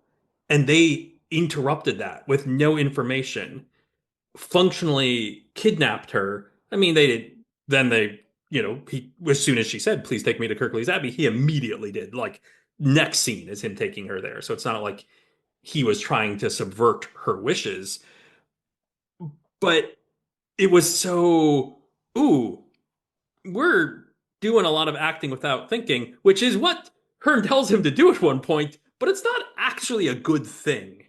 Well, if we get into the whole Joseph Campbell, Robin is on some level a primal hero. He's not the civilized hero in any way, shape, or form. He's living in the woods. He's dealing with this kind of uncut, full flavor paganism. It's not clear that he was Christian to begin with. He's embracing The the implication is that he's not, yeah. Yeah, the implication is that he's not. The implication is that overall the peasantry aren't, if they are Christian, they're not particularly observant at the very least. But he's embracing that spontaneity of the wild as embodied in the paganism of the show and everything. So yeah, yeah, that's true. They do just flat out murder some guards who are just doing their job, not even particularly like attacking anybody or anything. It's not No, there's they're there's no just stand your ground escorting or this something. woman through the woods to take her to the nunnery where she wants to go. Yeah. And it is one of the things the show confronts this a little bit later on, but not deeply. There is a sort of moral question that one does face. And again, this is also a bit of a product of its time, being made in the 80s. There was not a lot of discussion about, like, is it okay to just kill the mooks, to just kill the henchmen of the villains? Is it just okay to shoot the stormtroopers? These guys are the stormtroopers from Star Wars. They are just there to be disposable cannon fodder to our heroes, and we are meant to think they are bad and evil by association, even though we never see them do anything that is bad or wrong. Just they're part of the oppressive system, therefore they deserve to die. And that is what we get. And especially looking back 40 years later, we're like, is this okay though? But that wasn't the question that was being asked a lot in the storytelling tropes of the time. We're in a place and time where personal war has not happened in a very long time. There are people alive now who never know what it is like to live through a war where things are personal and where you personally know people who've been to war. So, I think that's some of the disconnect too, is that because when, the first thing you're taught when you go to war is your enemy is not human. Mm-hmm. I'm not saying that's a good thing Right. at all, but I mean, it's just, it's a different way of looking at things, because some of the things that I see myself, because I'm a bit older than either of you. And so it's just some of the things that I see myself as coming very naturally from, say, the Vietnam War, or which is the war, or my dad's war. My dad was in World War II. And so all of these things that I grew up in, I was a teenager and I had friends who were in and everything. So it's just fascinating to me how things, that you wouldn't think about at that point in the game, and now Exactly. they're thought about. And I think it's both good and bad. I think there's good things to say for it. There's also the problem that you get kind of to where you can't understand that point of view because you've not, you know I had friends who had polio, so I really get on people who are don't vaccinate against polio. It's like you've obviously never lived with polio. It Hmm. is that kind of thing. So, forgive me being an old fart here, but I just find it fascinating the way that the way that things shift in the way we think about these things. And I think in a lot of ways it's really good. And, some ways maybe not so much because we forget things. But Yeah. anyway, I There's just no, went no. off. I Sorry. think I think that's Tangent very again. much the sort of point that I was trying to make. And this is a Robin Yeah. Hood who is in many ways less the thief and more a soldier. There is Yeah. the prophecy and the magic and the chosen one, and it's a way in which he's even more King Arthur like than a traditional Robin Hood figure, because the enemy soldiers have to be viewed as enemy soldiers and not as people. Yeah. What I was going to point out was that this show so far, 2 episodes again, has an overall not positive view of feudalism. Um, uh, and at that point, you do get a little bit of what now would be termed ACAB. And Mhm. the guards themselves are agents of oppression, even if they're not actively oppressing anyone at the moment. So, yeah, there's a couple different takes I could go in there. Yeah, yes, they were not actively oppressing anybody. No, they were not abducting Marion or anything, but they are agents of an oppressive regime, sort of a thing. So you do get a little bit of the whole stormtrooper thing. The first thing we see with Robin is Much having poached a deer, Robin trying to help them, and them getting surrounded by the cops, basically, Yep. and dragged off to prison for this and being kicked by Gisborne and, threatened and belittled and treated as servile. There's literally a moment where Gisborne calls Robin a serf, and Robin says, "I'm not a serf, I'm a free man." And Gisborne hits him and says, "You're a serf if I say you're a serf." So Yep. it is this abuse of authority. And like I said, I wanted to highlight the moment where Tuck speaks up when he sees something bad happening. Hmm.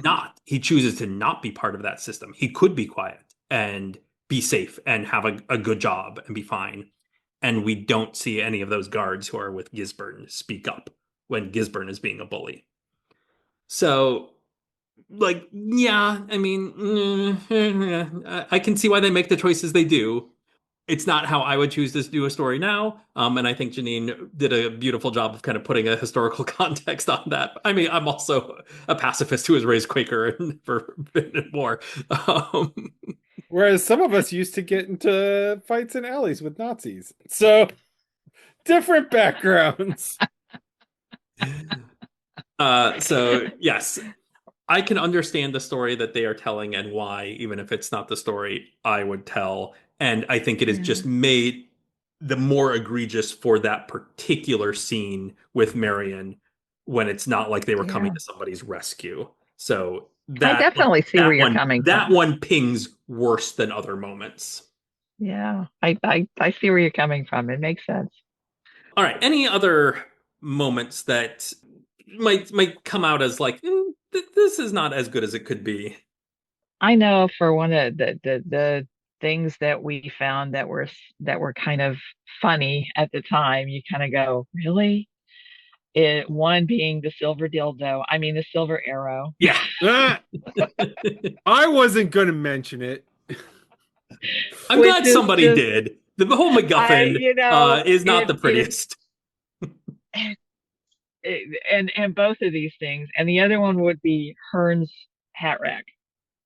Uh-huh. This ginormous deer that covered up poor John Abernethy's face. He could barely act in it. And I remember those two things were also things that I had asked somebody about, and they went, that's not what it was supposed to look like. But I think that it had, those were kind of, there's not a lot of 80s vibe in this show, which is pretty amazing, except for a lot of the girls have curly hair. And the That's music, about yeah. it. But I would say the Arrow and Hearn's Hat Rack are probably the 80s sop that we're getting. Yeah, I For had heard for something. BBC productions in the mid '80s, Oh, as not somebody not BBC. I've been correct. I got told off oh, Yeah, for calling it a ITV, BBC show. it is not ITV, BBC. Oh, I will retract Yeah. my thing. I was going to say or for HTV at BBC the in the time. '80s, it's fantastic production quality. But if it's not BBC, then I will retract Yeah. my statement. Yeah, ITV or HTV. Yeah, I had heard a story about how Richard Carpenter definitely wanted something that looked a little bit more like an arrow for the Silver Arrow. And what Yes. you got looks like some weird combination of a children's toy rocket and a dildo that if you squint Yeah, is slightly arrowish. But this was like the thing that he was given by whoever was doing the props kind of on the day of filming. it was. Yeah, Well, this is what we that's got. what he got. Yeah. And it was the same thing like with the headdress, is that he was envisioning something that was maybe, just like an antler rack, a little bit of deer, a little bit, and instead of this thing, that he had. Yeah, this like And taxidermied deer head that poor John yeah, Abernethy had on top of his head. had on. Yeah. It's such a shame because the Silver Arrow is such a huge part of this episode and held up reverently and fought over. Oh my, And like it gets a lot of screen time for something that's so ridiculous looking. Yeah. I will say the hat bothers me not so much. Probably Um, you didn't have to wear it. I didn't have to wear it, mostly also because it's meant to be this kind of ritual item, and ritual items are rarely practical. I do No, feel bad no. for the actor who had to try and act with that thing on his head because it probably weighed a ton. So that actor, John Abernethy, do you know where we've seen him before, Rick?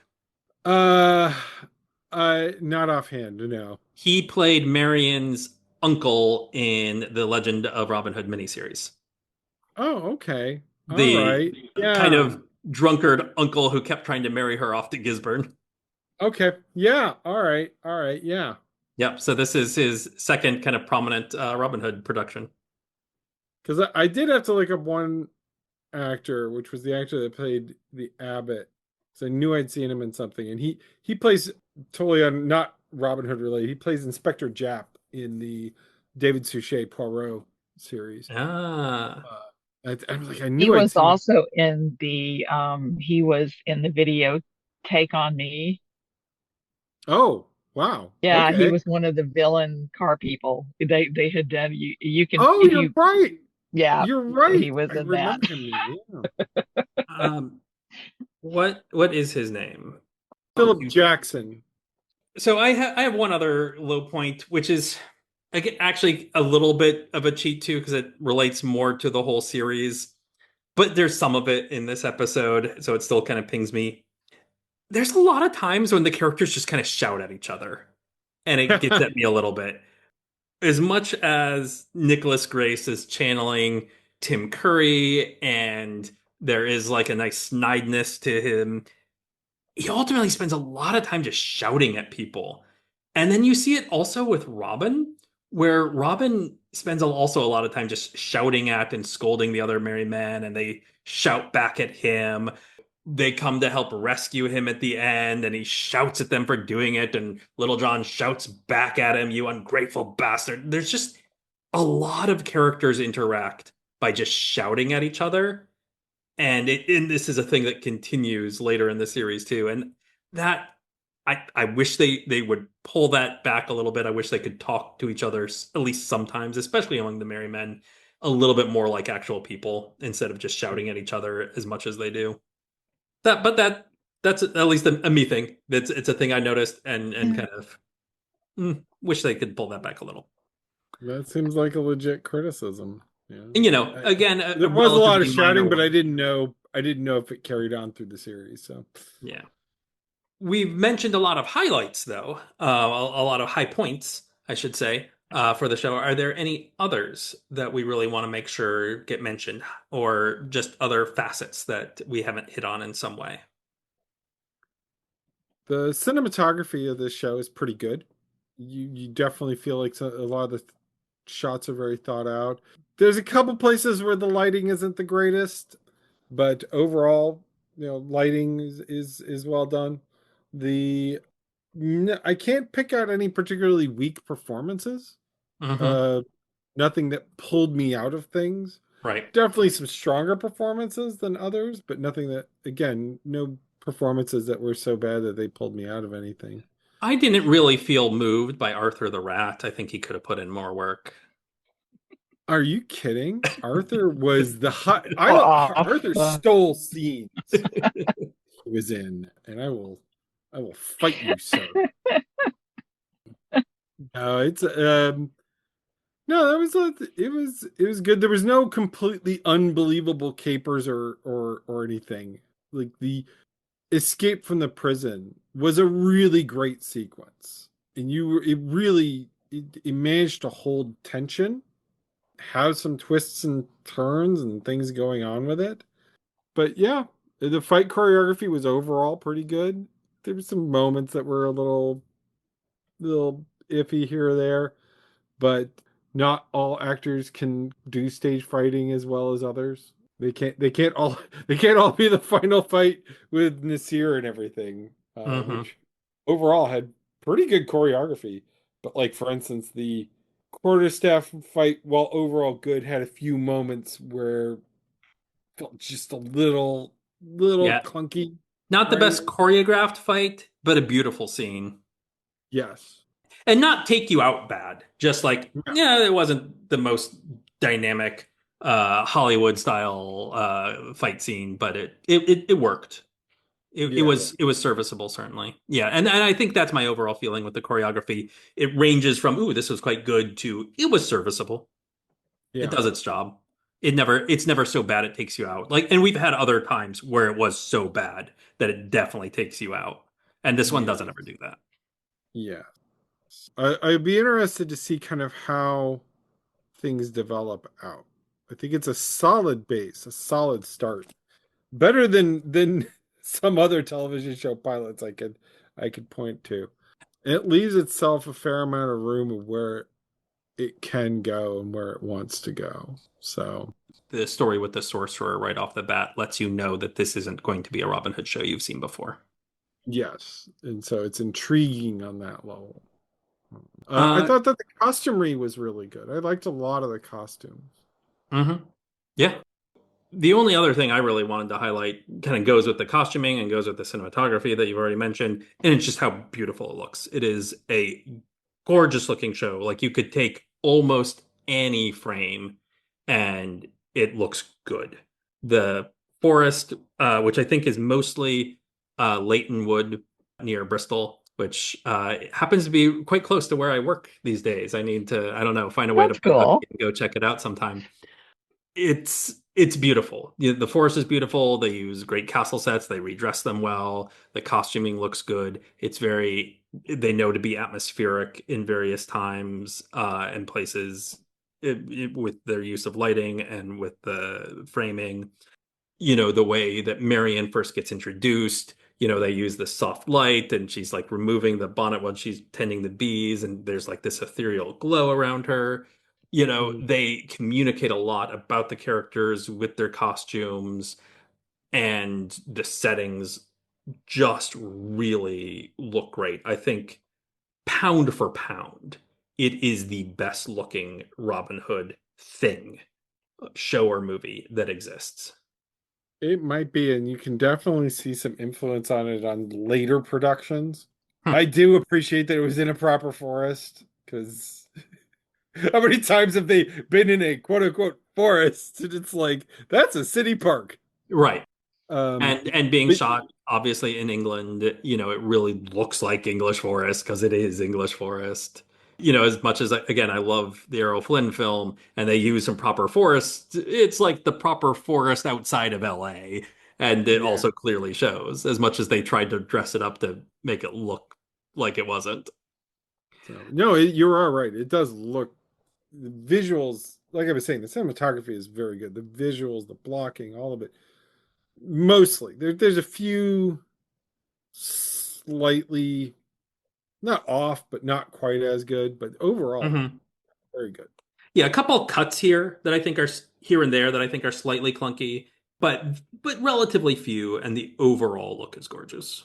Yeah, there's not a lot of fight cuts, right? Mhm. Like no, not a lot of jump cutting in fights.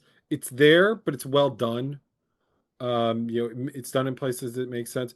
There's not a lot of something that bugs me because it can get overused a lot is over the shoulder conversation, back Mm, and forth. Drives me crazy when it's overused. And it's not a lot of that here. There was a lot more kind of here we're gonna lock off the camera and the people who are talking are there, but it's at the right distance that it feels right. Because if you're too yeah, far in, it doesn't feel right. If you're too far back, you unless you're Akira Kurosawa, it doesn't feel right. a little bit theatrical in terms of the framing of shots, but in sets that look more like something from cinema. You know, like not like they're on a stage. And the other thing is that because it's in 4:3, you're not ending up with the whole thing of they go too wide because that can happen a lot when you have somebody who blocks something as if it's a film but it's being done in television. So Hmm. like when they go into the church, right, this is the conversation between the baron and the baron shows up eventually, but it's the abbot and the sheriff. They're going to the church. They show you kind of how big the church is because the abbot kind of goes, they're talking and the abbot kind of goes off and everything, and the camera kind of follows and everything. But it doesn't zoom back so far to show you how big the church is and everything that the characters get lost. And that can Yeah. easily happen in 4:3, less so in something like 16:9 aspect ratio, where maybe you're trying to establish that. So whoever the cinematographer is knows their format, right? Knows kind of what aspect ratio they're going for and knows how to block things well. So that director of photography, that cinematographer kind of knows what they're doing. It was really it was nice to see. And like I was saying in the chat, pacing's a bit slow, but it works. Like there's a couple places where it's just a tad slow, especially kind of at the beginning, but pacing does work. It's overall pretty good, and overall the production definitely holds up. This Hmm. was somebody was doing a lot to make sure this production was good and that it looked good and that it sound was good. The sound balance was excellent. The music didn't blast your ears out. The Foley work was well done. It synced up and used in the right amount of sparing in places and everything. So yeah, no, it was really good. But there was kind of that whole thing of they're being chased through the forest. They're trying to escape through the forest at the start, everything, and you get the jangling of the jingling of the bridles and the horse tack, and it's kind of chasing that's kind of chasing them through the forest because you get kind of a tight in on the not on the rider itself but like on the rider's foot or on the bridle and everything. So yeah, it was really thought out, and like I said, like we were saying, the overall you can appreciate it. You can appreciate that there was time and care put not just into the writing but also into the production itself. All right, Janine, do you have any final thoughts that you want to share? And this can be kind of about this particular show or about, you know, its legacy, its impact in the series as a whole for you. Wow. Massive impact on myself and quite a few of my friends. Just massively impactful. Yeah, all the things that we did and all the fun we had and all the things that happened while we were doing it, that was great fun. I think it still holds up. I mean, I'd say it's been a good 5 or 10 years since the last time I saw it. because and this was a perfect excuse to watch again. I kept, like I said, kept kicking myself. I need to watch it for the 40th anniversary. So, yeah, it's just a very magical show. And I mean that not as in the magic it has, but in the magic it creates. Right. That's a good way to put it. Yeah. I think I definitely am gonna say, for the listeners, this is me talking to the audience. I think this goes on our recommended list. Hmm. Uh, How could it not? absolutely. Yeah. Yeah, how could it not? But even like me coming to it as someone with no pre-attachment. I've not watched this show before, other than my brushing with it barely, back in the '90s, just briefly. Where all the characters are rabbits for some reason? What's going Yeah, on where here? all the characters are rabbits. I enjoyed this, and I definitely recommend it. And I'm gonna tell our friend Ray to absolutely watch this because I think he would enjoy it. Oh, has Ray not watched this? Ray needs to watch I it. don't think he has watched it. I don't think he has watched it. Get on it, Ray. Get on it, Ray. Who also probably doesn't listen to this podcast. But I think Robert should watch it too. Robert definitely should watch it. It feels like Robert has to have watched it. Here's Well, hoping I he would has say everybody at least go watch it. Go watch it. Yeah. Go watch it. Yeah. What do you watch at got to least the first lose? two Go episodes. watch it. Yeah. Yes. And how available it is to watch is going to depend on where you live in the world. It's one of the reasons why I've stopped worrying too much about like trying to tell people where they can find it. It depends on where you are. But usually if you do a search for something like this about like how can I watch Robin of Sherwood in your area, you'll get a result. It is also available on DVD, so it is a more findable show than some of the films that we've watched, that's for sure. And if you have watched it, or if you do watch it, please let us know. Please let us hear your thoughts. What do you think about the supernatural elements being incorporated into the story of Robin Hood? You can find Into the Greenwood on Blue Sky, on Threads, on Instagram, and on Facebook, all with the handle at Into Greenwood. We also gratefully accept donations to help keep this show on the air, keep it running, be able to afford these DVDs sometimes. Anything that you send is greatly appreciated. We've got a Patreon, patreon.com/intogreenwood, where there are reward tiers. You get a t-shirt at the highest level, but even at the mid-level, you get access to bonus audio. There's lots of fantastic extended interview segments, other random bits of folderol there. You get to hear about Robin. You get to hear about Little John and his most steady romantic interest throughout the stories, and lots of other goodies out there as well. Also, we could just take some tips from buymeacoffee.com/intogreenwood, and a minimum of 10% of all proceeds go directly to charitable causes. There's a local cause in Bristol that most recently got a small donation because we don't raise a lot of money for the show, that relates to being able to bring lights and gifts to impoverished communities there. That's the neighborhood right around where Robin of Sherwood is filmed. But our signature charity we mostly donate to is Trees, Water, and People. Feel free to check that out. My name is Thaddeus. Thank you so much for listening. And I would like to thank Rick and Janine for joining me in the Greenwood, and all of you for listening. Do we need to rank him at some point? Oh, we need to rank him at some point, and that's going to perhaps make us friends or enemies, depending on how we do. That's fair. That's Because fair. any time that I have mentioned a ranking of Robin Hoods and just said, hey, we've ranked the Robin Hoods from 1922 to like 1976 or something like that, I have had people shout at me for like not having Michael Praed on the list because they weren't listening, to the time. I didn't realize we hadn't frame. reached it yet. He's like, Yeah. but you don't know, like, where's Michael Praed? And like, We're not there yet. We'll get there. We'll We're get there. not there yet. Yeah.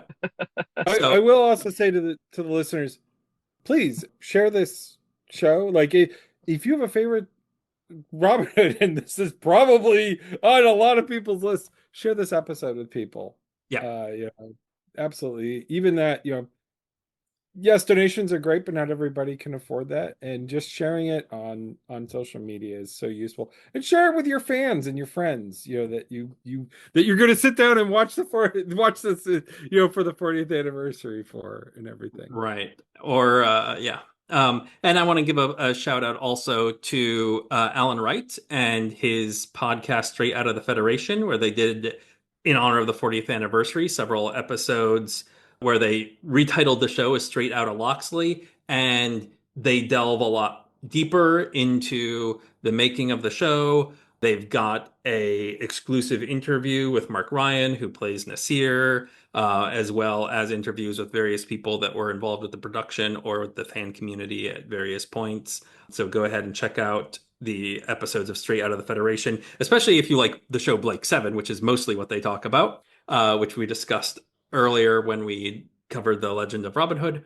But they have some great episodes relating to this show. So you can just scroll back a few episodes, find those, give them a listen. He also introduces his co-hosts to Robin Hood and the Sorcerer, and they discuss their thoughts about it as well. So if you really like it, you can hear us talk about it. You can hear them talk about it, compare our thoughts. They're not the same. There are differences between how we discuss the show and some of our thoughts and feelings. So get a difference of opinion and some great insights by checking that out as well. All right. Thanks again, both of you. It's about time for me to check out and go to bed. It's much earlier for both of you, especially Janine. It is, but I have Wind and Truth to work through, so It was awfully fun. Thank you, Thaddeus. By the good Robin Hood, Robin Hood, Robin Hood.